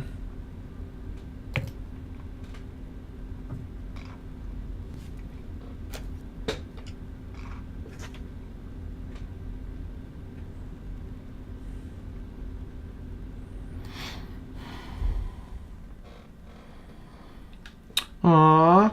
Okay. Let's see. Worst poker face. Really? All right. So I'm sorry. What was your roll? Insight roll again, Zelkari? 15. Okay. Well, he seems. And did you? You're not doing a roll, Demaligus, right? You're just. Or this roll that you put in here? Okay, gotcha. Dan, just take all the misery out of it. You want to just say it? I'm the worst. Yeah. Yeah, maybe we should talk about these sort of. I'm sorry. smoke rolls This is sometime. my fault for multitasking. All right. We're just going to get you a Whispers channel and leave it at that. Yeah. All right. Oh, So I see your sent thing. to Dan, I'll just read it. That Demaligus is very sincere, actually a bit nervous that he can't take his eyes off her. Aww. Aww. Okay. That's so sweet. She may use that to her advantage. Nice. Alright, so she's gonna just get right into it then. Whoa. And she's gonna look. And she's just going to, like, honestly, like, kind of seem a little more serious because she's been very, like, light and airy and kind of, not ditzy, but, like, kind of, but she's gonna seem, kind of drop the happy exterior and seriously look at him and say, so I know you spoke of this morning about understanding how I once was a slave and you once were too. Would you like to elaborate, or you don't have to? But I was curious, to say the least. If it makes you uncomfortable, you don't have to explain. I just was curious. Well, I'm certainly happy to tell you anything you like. Clem, seriously. I'm trying to say things, Clem. She's like, Dad, you're not paying attention to me. Yeah, I'm here. Yep. Okay, so... Well, so, as you're probably aware, I'm not full-blooded drow. In fact, I only recently found out that my mother was a drow, and I still don't know the race or identity of my father at all. I was born in Shadowgate and raised almost entirely inside the walls of a organization called the Arkangeim, which is sort of a wizard or mage-oriented organization that also encompasses a wizard school, college, university, library, sundry things. And they also housed many relics and things of that nature. I was raised by my mentor, Yazdir, who recently was killed. And I never knew my parents. And I was held inside the building. Do drow normally not know their parents, or? No, drow are normally in servitude to their parents, or at least a strong part of their house. Surprisingly enough, drow have strong family connections. And actually, I was the only drow of mixed heritage I knew that had even some sort of freedom. Although my freedom was restricted to my studies and being within the walls of the Arkangeim, I don't know that I would necessarily call myself a slave. However, I certainly wasn't free. And, however, drow are fiercely racist, despising and believing that all other races are inferior to them. Not a day went by that they didn't now. As I lived inside those walls, the only beings who showed me any deference or care at all, including my mentor, were slaves, which the drow have in droves. As a matter of fact, most of their military fodder are all slaves stolen from very often the surface world. But occasionally are other drow as well. So they're not a very kind community, you could say. The drow are hideous. That's a shame, Demalagus. Shame. Honestly, the only creatures I can think of that are any more evil than them are illithid. And that's saying something. I have many stories, but to keep it simple, I eventually became supposedly a full member of the Arkangeim, and my first mission went horribly awry, and that's why I'm here today, but it's not all downsides. How did you end up leaving? Because the mission went horribly awry? That you were able to leave? Yes, I was supposed to retrieve an artifact, the Eye of Akari. The group of bandits we know, and are still with, were in possession of it. One of them was, Aerie. I was attempting to retrieve it from her. Things were not going well, and I completed the final phase of my instructions, which unfortunately activated some sort of power within the relic, affecting all of us. Then an illithid named Vardak, a vicious beast, old, in command of legions, honestly, and definitely the real power in Shadowgate, communicated with us mentally, invading our minds and making it very clear he was going to destroy us. I know I mentioned him before. You have. And during that time, the city was also under attack, and as I understand it, the Arkangeim was probably destroyed. So I'm not sure if there's really any going back to Shadowgate, nor do I have really any desire to. So you could basically say you've brushed your hands of it. No real ties to go back. Not necessarily. However, they did keep certain books and relics that, if they were still there, could prove useful and very valuable. So eventually you would like to go back to take some valuables. She kind of like winks at him. Perhaps. They certainly would be in better hands if they were our hands. Makes me nervous. Why is that? The way you say that. Do you trust our party, so to say? I trust them to be afraid enough of Vardok to not directly betray us immediately. So they is know we're he- stronger together. So he immediately just wants to kill all of you for whichever reason. Killing us would be a kindness compared to what he probably wants to do to us. I have a feeling he wants to extract the power from the relic from our bodies. Oh. Yes, That's dark. She's Yes. gonna lean back and just kind of... yes, a lot of life seems to be. But not all of it. You could say that again. Would the sunset be, like, going down right now by this point? Yep. As you have this lull in the conversation, you both glance, seeing the soft light, golden hour light on one another's faces. You look over and see the sun is just touching the horizon now. It's just beginning to set. To that point where you can actually almost watch it lower.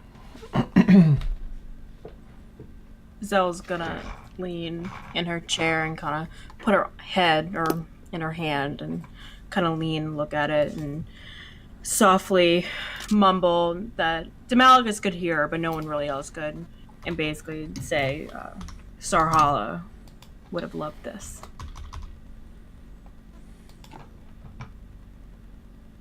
And who was that? Someone very dear to me that, unfortunately, because of the cruelty of some people, is no longer with us. Is this the doing of the creature we have captured? No.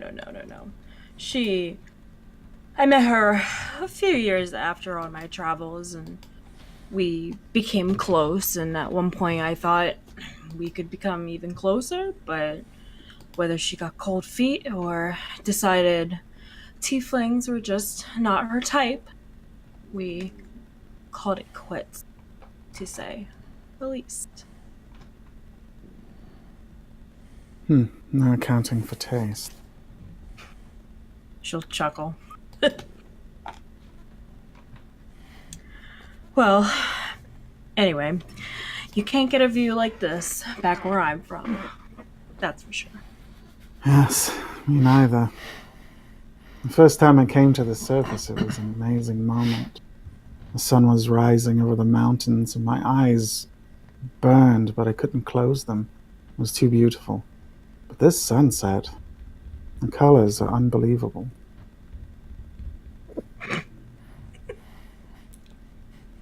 Why, I see a sun setting. A moon! Thanks. Awesome. Clem wants in. A cat She will. purrs at your feet, Demalagus. It's a rooftop cat, I guess. Neat. Yes, the sun dances on the horizon there, glistening over the ocean in the distance and warmly embracing the soft grass that covers the slowly sloping hills that approach the city of Ikram.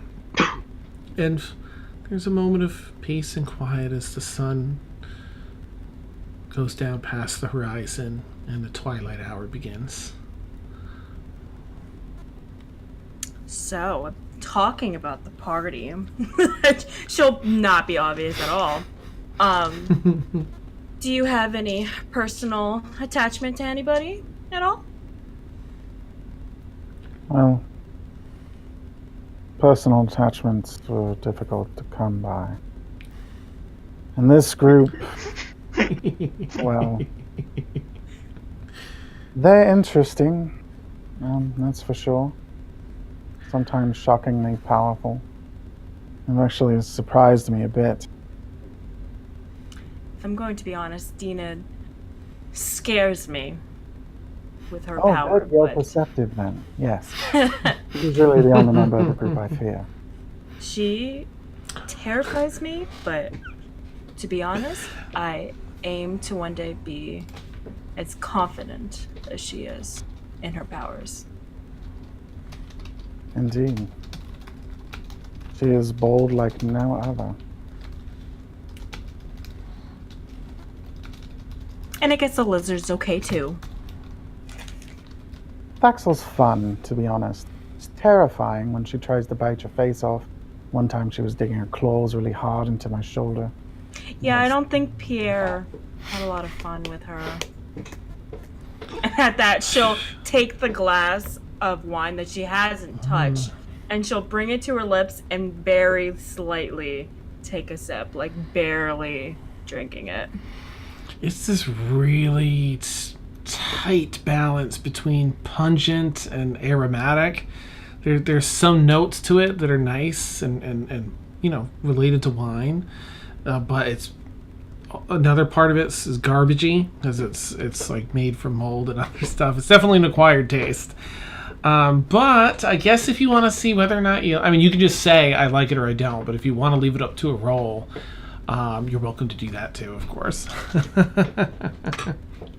right, I'm curious. And on Demalagus' side, this is definitely brewed by a drow brewmaster somewhere. Has sold this to them. It's authentic, and it's pretty good. Not the best you've ever had. Being an Arkham, you definitely had access to some super top class stuff, but it's pretty good. That'd be a 4. So she does not like it, Okay. but she's gonna try and hide it. It's like Fail. biting into a lemon. You know. Yeah. She'd be like, put the glass down and just really try and swallow. Or into a nearby bush. Yeah, I'd be like, while Demalagus isn't looking. The Put the bush napkin to your shrivels. mouth, turn your head, and go. No one will notice that. Off the edge of the building. Oh no, it's someone underneath. It's just like, ah. Oh. Ugh. Valkyn goes flying by underneath. Tra-la-la-la, ooh. That's amazing. All right. Neat. So the twilight hour commences. Zelkari and Demalagus have a little more to catch up on as they finish their meal and are considering or not considering dessert. We're going to jump back over to Valkyn and Thaxl. So It was very scary, by the way. In Wolf form. I added it. Thaxl scares map. Deena. Thaxl is the one person that Deena would least want to get into a fight with. What? That makes me feel so good. Thanks. She literally turned a dude into pulp. A lot of rage. Sorry.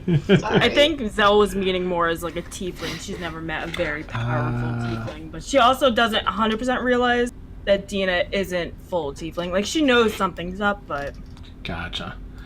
All right. So there is a surprise round on Thaxl. Sorry, Thaxl.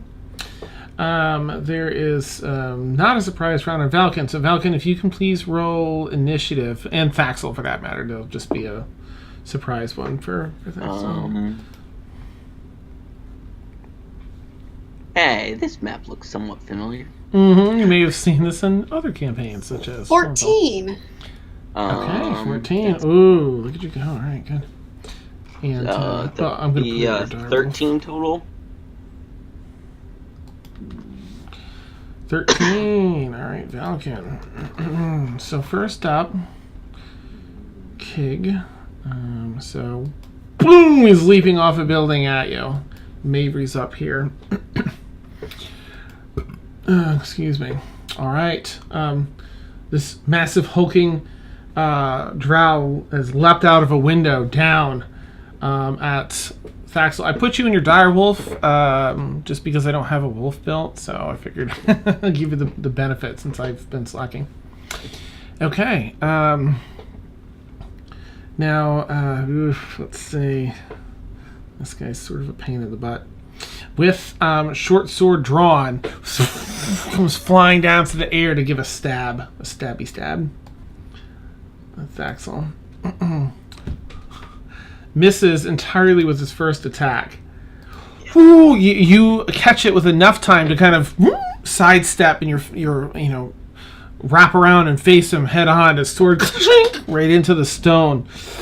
Pulls it out. It's like 2 inches into the stone. Spins it, and again he's holding it almost like a dagger. It's a short sword, but he's just this kind of hulking dude, and goes to jab at you one more time with his attack here. Okay, that one hits. Let's see. That deals. Huh? That's not right. How many? You should have 8? had him. Hang on, that's my fault. That was just 8. Let me put that back in. There was points damage from last time. I'll have 3 left as a wolf. Because my dire wolf has more hit points than my wolf does. Oh, okay, gotcha. All right. So that particular one's only 8 points of damage. And however, you do need to do a Constitution saving throw, please. Just barely. He goes to stab and you kind of take a leap back, a 4-legged leap back, and he just catches the front of your shoulder, but you feel it burn. 18. Woo! You could feel your heartbeat in that slight, but you fight off the poison. You're very familiar with poison. And you manage to fight off the poison before it takes any effect. In fact, let me see if you still take half. You still take half. Okay. All right. How do I make it? Well, that knocks me out of my wolf then. Oh, okay. Oh, you only have 3 hit points left? Yeah, there's no way this will be less than that. Does it carry over into your other form? Yes. Okay. Yes. All right, I'm just going to roll this then, and we'll see. All right, that's 24 halved is 12, 3, so it's just 9. Okay. So let me make this 0.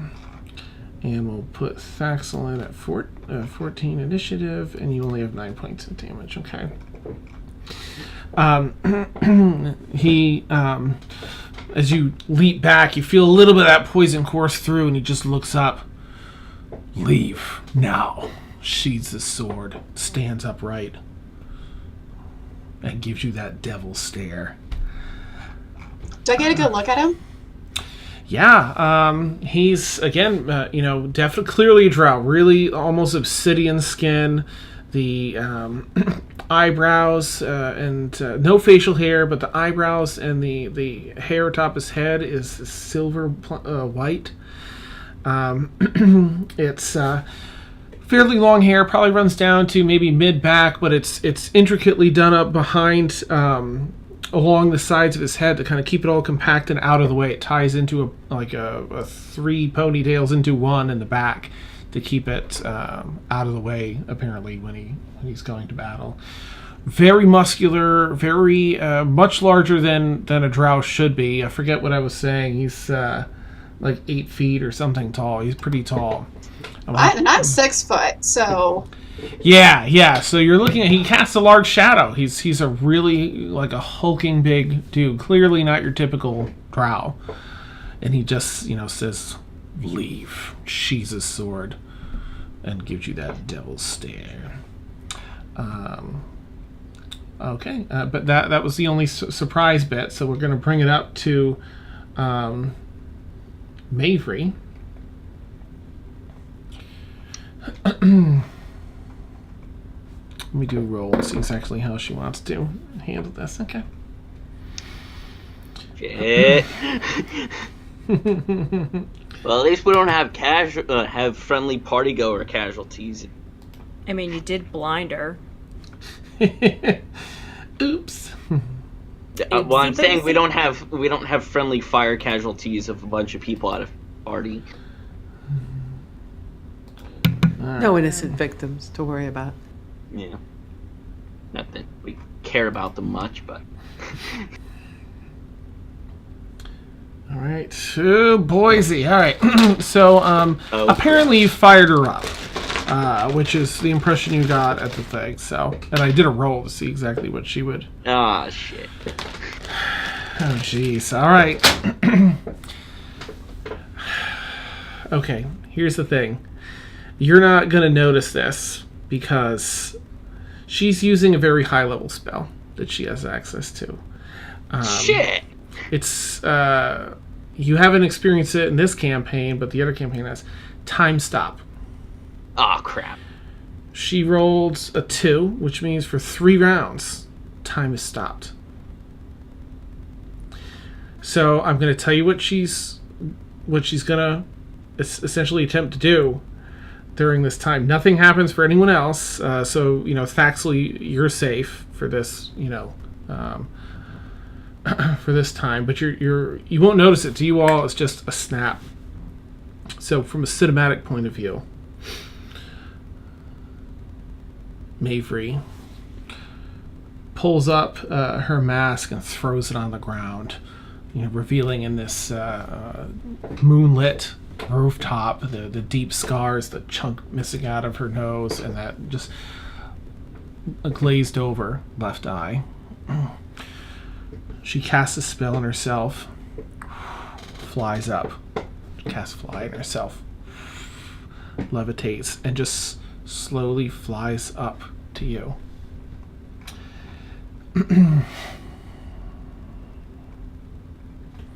Alright, so she can't just do this. She's going to try and do something, but she has negative. It's basically a called attack, so she has -5 on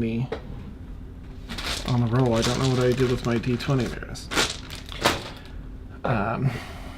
Let's see.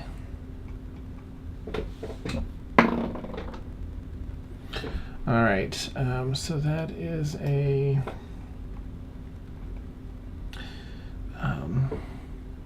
Does a 13 hit you? My AC is 14. Ooh, okay.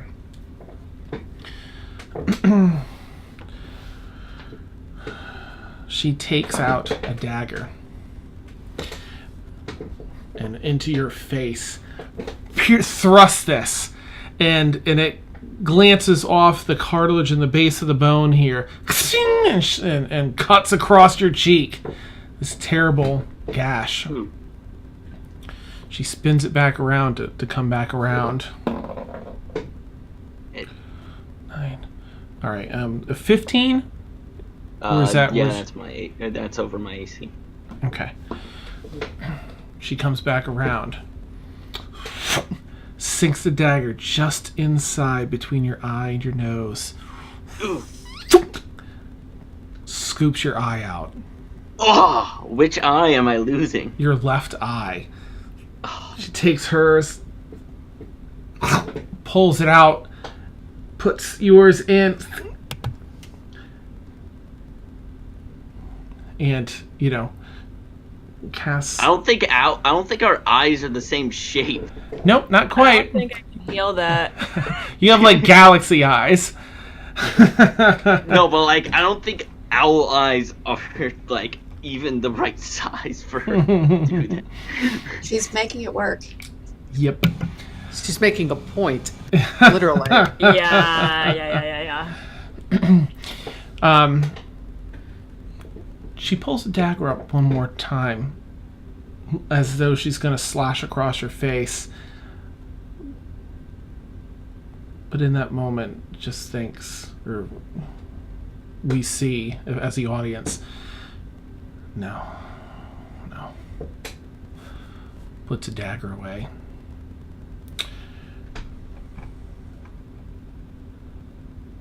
What is she going to do? She only has one more turn.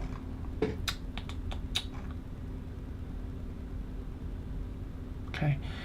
Valkyn. Oh wait, time stop. So let me see how that affects your checks and stuff. What check? Like saving throws and stuff. Oh. I'm not dead. Yeah, but time has stopped, so I don't know if you'd be able to. Let's go ahead and figure. It doesn't say, so let's figure that you can do that. So if you wouldn't mind, please, rolling a charisma saving throw. Deep answer.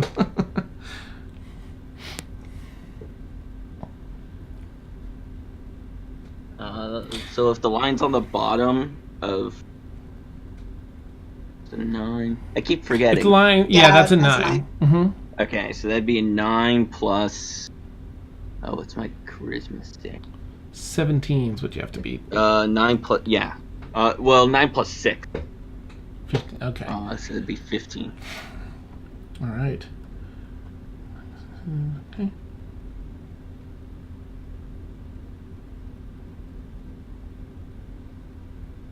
Hit. You blink out of existence on this plane.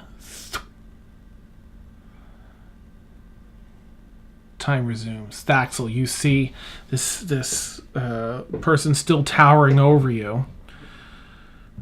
You don't see Mayvree yet. Her time is done. Time's resumed. No, to you, nothing's really happened. You haven't really noticed anything. You're just still... Leave. Sheath the sword. I will leave. But coming from a person who's really interested in poison, is that a dagger of, like, are we a sword of venom? We're gonna... No? We're not gonna have a talk? Okay. Bye! So, Thaxl's been wanting to leave since they pretty much got here. She's going to kind of look around, make sure she has Valkyn in her sights, which she's assuming that he's still above her somewhere. You look around to where he was, and all you see is Mayvree looking over on the edge of the building. Out at nothing. You don't see Valkyn where he was before. Okay. Actually, if we're out of combat, you'll probably see her poof into a cloud of smoke, and you'll hear the snap of her reapparating next to Kig. What the? Behind you. Where am I at all? Oh, well, so you, Valkyn, just to cover that, as Thaxl's, gauging what to do, you find yourself on, well, it's a different plane of existence. It's really hot, incredibly hot. The sand beneath your feet is burning. You immediately have to fly back up off the endless desert that you seem to be in. The heat is sweltering. Make a Constitution saving throw, if you would, Valkyn. God damn it. Well, that's gonna be a...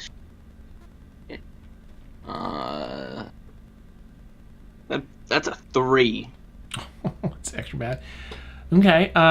So after the first, couple of minutes of being here, you get a point of exhaustion. This heat is so intense that it's sapping all of your energy and already starting to dehydrate you. You were, well, I don't know if owls sweat per se, but whatever method you use to handle hot weather is starting to fail. Yeah, I'm gonna basically shout out, Akari, do you have any fucking water for this? For this. It's swept away by the winds of the desert. The abrasive sand cutting into your face, and you feel an intense pain in your left eye socket. Blood, gunk, other material that used to be in that eye socket. Some connective tissue and such hanging out of the now empty socket.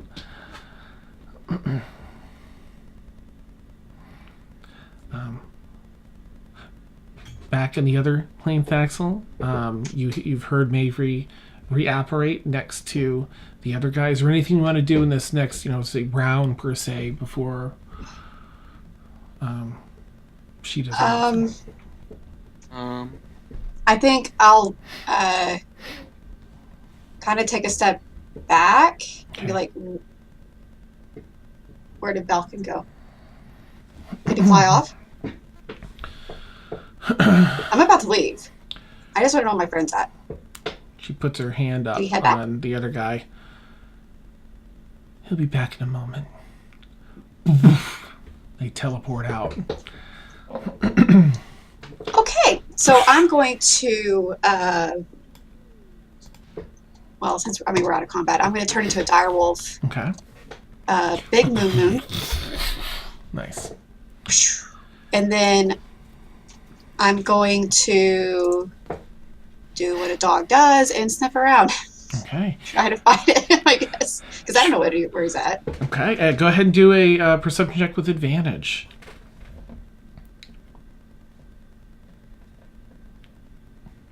Okay. 19. Okay. As you begin to sniff on the air, you smell Valkyn and the copper of blood and, inner tissue. As Valkyn has reappeared up in the space where he left just after she teleported. Okay, I take a step back and I guess just... oh, wait. So is he still just, like, flying or is he falling? What you want to be doing, Valkyn? You've come back to this plane from the sandy desert. I'll like fly down, like, and I'll just fly down. Okay. You have this incredible, terrible pain, unlike any you felt in your left eye there, as you land haphazardly with only one eye. Oh, it's hard to keep the other eye open. At this point, Thaxl, you see this terribly horrifying sight as well. I mean, whatever, you've ripped people apart, but so there's a couple, a little bit of the connective tissue and blood and other stuff just foaming out of that eye socket. I don't know Okay, so I'm going to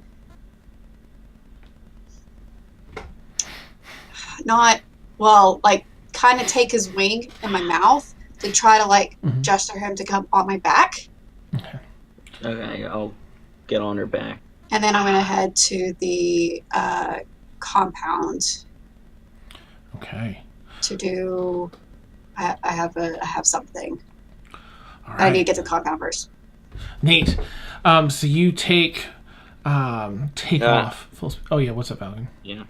Oh, I do have the I don't know if I could actually use it, the feat though, for being able to get us to the compound quicker. Oh, gotcha.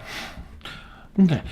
On the back of the direwolf, you racing through town. Some citizens are scared. Others are like, what's going on? As this massive direwolf races through town towards the compound. Valkyn bouncing on her back, holding on as best you can with the intense pain in your eye. The soft moonlight lighting your way as the two of you race back towards the compound. And that's where we'll end tonight's session. Quit it! No! We have 5 minutes left. Okay, you're right. I did think it was a little later. So if you've got something planned there, Thaxl, we can touch on that. You race into the compound. They quickly open the doors, recognizing Thaxl in direwolf form. We can stop here if you want to say. If you have something planned, that's fine. I don't want to take that away from you. It is earlier than I thought. I just checked that. Well, she had something planned until Valkyn called for her. Right. You leap over the wall. They open the gate. You just pounce over the wall and race into the compound. Valkyn on your back. What do you want to do in the compound? I want to let out a big howl. Ooh, okay. Kind of like I'm summoning, because that move makes sense. So I howl. Try to get him to slide off or I guess lay down so he could hop off. Okay. And then after that, I'm going to get out of, well, I walk up to him, I kind of sniff his face. Mhm. I would lick, but that's just that's too far. I get out of wolf form, Mhm. and I kind of hold his face right here where his eye has been taken out, and I would like to try and cast Lesser Restoration to see if I can help. Right, does that Okay. work? You can give it a shot. Okay. Mhm. And that is a word in Healing Word. Yeah, it's neat. So you use lesser restoration, and it doesn't seem to affect, the socket or anything. Valkyn, you do feel a little bit refreshed, like toxins are kind of washed out of your system, anything that you may have had earlier in the evening. And then you, Thaxl, use the healing word to heal that up, and some of the bleeding stops. The pain subsides a little bit, Valkyn, but it's so far in, and those nerve endings are so raw that it still hurts a fair bit.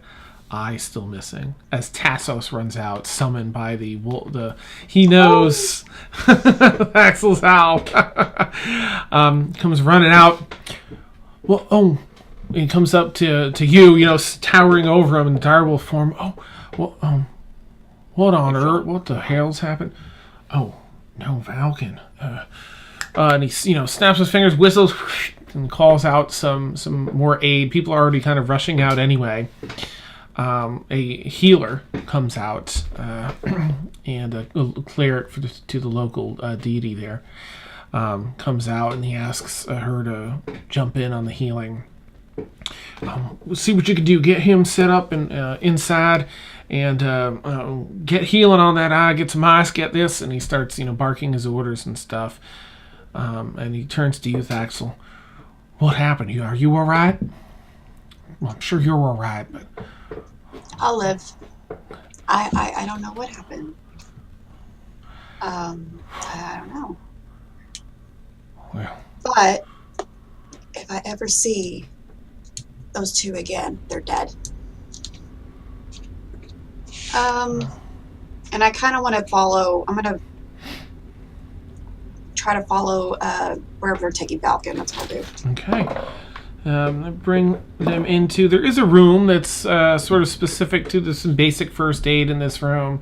Some practitioners that like bone setters and other things here outside of cleric healing that do their business. But the cleric brings them in there. Okay. Gosh, for about half an hour they're working on Valkyn. They let you come in the room if you want to, but after about 5 to 8 minutes or so, they ask you to step outside so they can get some of the more gnarly work. They need to keep it clean in here and blah, blah, blah. Yeah, so on and so forth. She rolls her eyes and walks out. Neat. I feel like by this point, Demalagus and Zelkari would either definitely be there, or Okay. would they be coming back? Sure, I don't know what you can time be the there. party was It's at, nighttime, or- yeah. So we'll say the two of you hear the commotion, and you come up and you see Thaxl outside this closed room. She just got asked to step outside.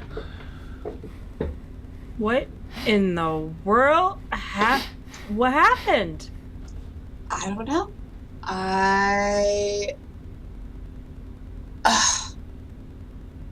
Valkyn sent this distressing message to me while I was in the middle of something, and being the best friend that I am, came running to his aid, and then we were sent on this wild goose chase, and I don't know what happened. The next thing I know, he's falling out of space, and he doesn't have an eye anymore, and I'm pretty sure I know who did it. I just don't know how. So I brought him back here, and now I'm pissed.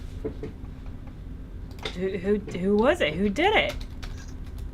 His ex, to put it lightly. I don't know. I don't really know. They were gonna go on a date. Maybe? I don't know. Yes! Thank you. It was Mayvree, and she was with some really tall, very tall, like taller than me. That's hard. Taller drow mean old drow. I think he had a sort of poison. His name was like Kig. I don't know. That's a weird name. But There was a drought older than you. Drows are I thought they're short. And she kind of like blocks her mouth from Demalekis. And she's like, I thought they're kind of like. Please tell me Zell is at least 4 inches taller than Demalekis. Oh yeah, she's like 5'5". I love it. It's amazing. I love it. Aww. We're gonna get Awesome. Demalekis lifts for his shoes. oh, give him some pumps. Perfect. Yeah, yeah. He was at least 7-8 feet tall. I've never seen someone that big. Besides, Did like you a say giant. he? Yeah. It was a male. Older Yeah. than you. Are you sure it Yes. was drow? It smelled like them. It looked like them. That's not normal.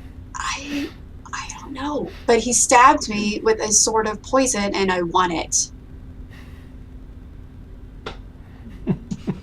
That's my girl. Nice. And he was just really rude. But so, anyways, I think Mayvree did this. But I don't know how she did it. And they just kind of disappeared. I don't know where they went. I mean, I'm assuming she stabbed him, but Yeah, but I was there the entire time. Like, I don't know. So. The door slides open, slides shut. One of the main cleric comes out. She says, well, he's stable, and we think he's going to be all right and in good condition. We can't do anything for the eye, but he'll live, and he'll be able to fight and continue doing everything else that he's been able to do, and you can go in and see him now if you like. And I just kind of pushed Oh, by we should her. get him a really nice eye patch. As Yeah. you open the I door, was just thinking that. And a power I'm patch. gonna get an eye patch. you see Valkyn propped up in the bed area, number of pillows up behind his head, with the most badass eye patch across his left eye. I am so waiting for some night when he goes to sleep. Perfect. And as you see him sort of like turn his head and twist it a bit with this super cool eye patch over his eye. Oh, and then What I also have that scar or whatever. You do have a Or bit of a my right- scrape that extends from the dagger just over that eye. Yeah, because I thought you said it was my right cheek or something. Yeah, she scratched up that first and then came back for the dig. So you see, like, there's a wound across your cheekbone on that left eye and then across the socket. And that's where we'll end tonight's session. No! Neat. I So didn't even get I'm to finish assuming my Deena and date. Thud left without difficulty. Yes, I'm sorry. You did, because you Yeah, played it okay. so well that you both come out looking kind of disheveled and stuff. And we mingle. like have a little something to eat, maybe one more dance, and then it's like time to go. Nice, perfect. Nice party, thank you. Awesome. Perfect. Yeah, I think... She won't think anything of Valkyn having left because Betsy left earlier, so it would. Why would he have stayed around much longer? Right. Yeah. Neat. Looks like Mayvree's gonna be blind. Gonna lose 2 eyes next time I see her. Oh well, see, but Deena also told her to back the fuck off. Right. Yeah. Right. So Deena's now going to be involved. Nice. No. Awesome. Well, I mean, naturally, Thaxl is intrigued Yes. and wants that sword. So she's of mad. course. Yeah. So Awesome. in the morning we'll leave. We'll go to the mountain. We'll that evening we'll throw some people into the lava. Mm-hmm. We'll finish up that little tidbit, and then we'll come back and go from there. We'll have to get Nice. somebody to get a locate object spell. Locate my eye! Awesome. Where I is it? think I gave you one. That's so great. Way to go and make your own homing beacon. What's up, Malagus? Oh, he's gonna go. He's got the locate object. I have a little bit of an announcement, just some good news. Ah, yes. So everybody in the group already knows, but I've been trying to get an earlier shift at work, both for my safety returning. I travel about an hour to work, and so I was approved to have an hour earlier shift, so I'm not going to be as late anymore, or maybe not even late at all from now on, starting next week. Woohoo! Woo! So glad that went through for you. I know.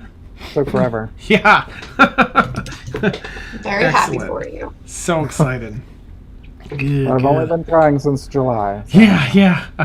I won't have to, accidentally make the Malagus run away from the party or something when they need you and stuff. That's right. Franco said you have to change my portrait. Oh yeah, we're gonna get some cool stuff for you for sure. It's interesting because I felt that she would be pretty upset from the conversation. Like, now that she's followed, the thing is they have superior dark vision as Drow. So they're a little more perceptive in the dark. Sort of. I mean, it's 120 feet, so it's not... Anyway. And I was like, okay, now that they've discovered, they were doing rolls as well, that they're being followed, they're going to turn around and confront them. And how upset is she going to be? I rolled a d20. How upset is she going to be with Valkyn in this encounter? And she rolled a natural 20. Oh, shit. And that's the only reason I did something extra, like with the eye. And she missed on the first one because it's a -5 to do a called shot like that. And got on the second one there. I was like, oh my gosh. But yeah, otherwise she wouldn't have. She probably just would have done some damage or something else. But she was just in a rage. I'm like, well, I'm taking his eye. Yeah. Take mine. It's very understandable. Yeah, that's actually gonna work. Right? Yeah. Deena. Yeah, that is true, right? That is something that Deena would probably. That's awesome. Deena's just gonna flat out kill him this time, unless Cormanda has something else that he wants, and she can make it work for that. So right. We'll see what happens. Well, we kind of have to get as much information as we can out of her first, and then kill her. Oh, I suppose. We'll see. You guys love torture. When it's not for information, just to make them scream and piss themselves. Well, Nice. You can get both. Or que no los dos. Awesome. Well, players, thank you so much. You're all so amazing, and thank you for being here each week and doing all this incredible stuff. I love the journey, and I love you all. You're awesome. Yay. Take it or leave it. Yeah. Awesome. Yay. You're awesome. Oh, thanks. I'm so excited for next week because then we get 2 episodes. Yes, that's Oh, right. yeah. So Tell everybody. Yeah. buckle in. That right. Thank you. Yeah. So this upcoming, not this Thursday, but next week's Thursday, is going to be Zelkari's Miz's birthday. So we're going to do a second episode of Kira's Lament that week. We'll have it Tuesday and Thursday night. Pretty exciting since we've got a boatload of stuff to do with Cormanda and some other stuff going on. Obviously there's just a boatload of stuff to tackle, so look forward to a Crazy Town week with a bunch of extra content. And I'm so excited. yeah. And be sure to give Ms. happy birthday wishes on that day. Also, I'll think about it. Awesome, Thaxl. Was that Thaxl? I'm still in character here. Nice. I'll think. All right. There's nothing as frustrating as being interrupted at the worst time. So she's probably Valkyn's like, what's a birthday? Nice. I went ahead and put in Ms. Chenandler's info belated, so my apologies, Ms., for taking so long. But if any of you ever want to see it or share it, it's !MZ. That's her Twitter and her Twitch. Do you want to talk a little about your Twitch channel? Yeah. So I'm a variety streamer, and I mainly play, more of the RPG style games. So I'm currently playing Final Fantasy X. I was playing some Spider-Man because it was requested by our friend Randy. And then I'm also playing the new Kingdom Hearts 3. So I'm kind of rotating them, and I usually stream Monday nights, Wednesday nights, and Friday nights. And then obviously Tuesdays I'm here. Excellent. Awesome. So go check her out. Woohoo! Definitely a very fun... she is very good what she does, and a lot of fun. So definitely check her out. And so we'll catch you all next. I mean, what day are we on? It's Tuesday. So we'll catch you all next Tuesday. We stream every 10 p.m. My brain is off tonight. It's just off. 10 p.m. to 1 a.m. This is our All Evil campaign. We have Stormfall. We do every Friday night, 10 p.m. to 1 a.m. And again, next week, we'll have both Tuesday and Thursday, 10 p.m. to 1 a.m. for Kira's Lament. And congratulations, players. You all just leveled up to level 7. Yes! And I just exit out of that program. I saw, being... Next week is definitely going to be interesting then. Yes, it is. I'm so Watch excited. out. I've never done a level up. I'm excited. Ooh, nice. All right. Well, thank you. It's going to be great. I hope you all have a wonderful night. Thank you so much, chat, and everyone in chat and players. And I can't wait to catch you all next week. Catch you all then. Take care. Bye. Bye. Bye.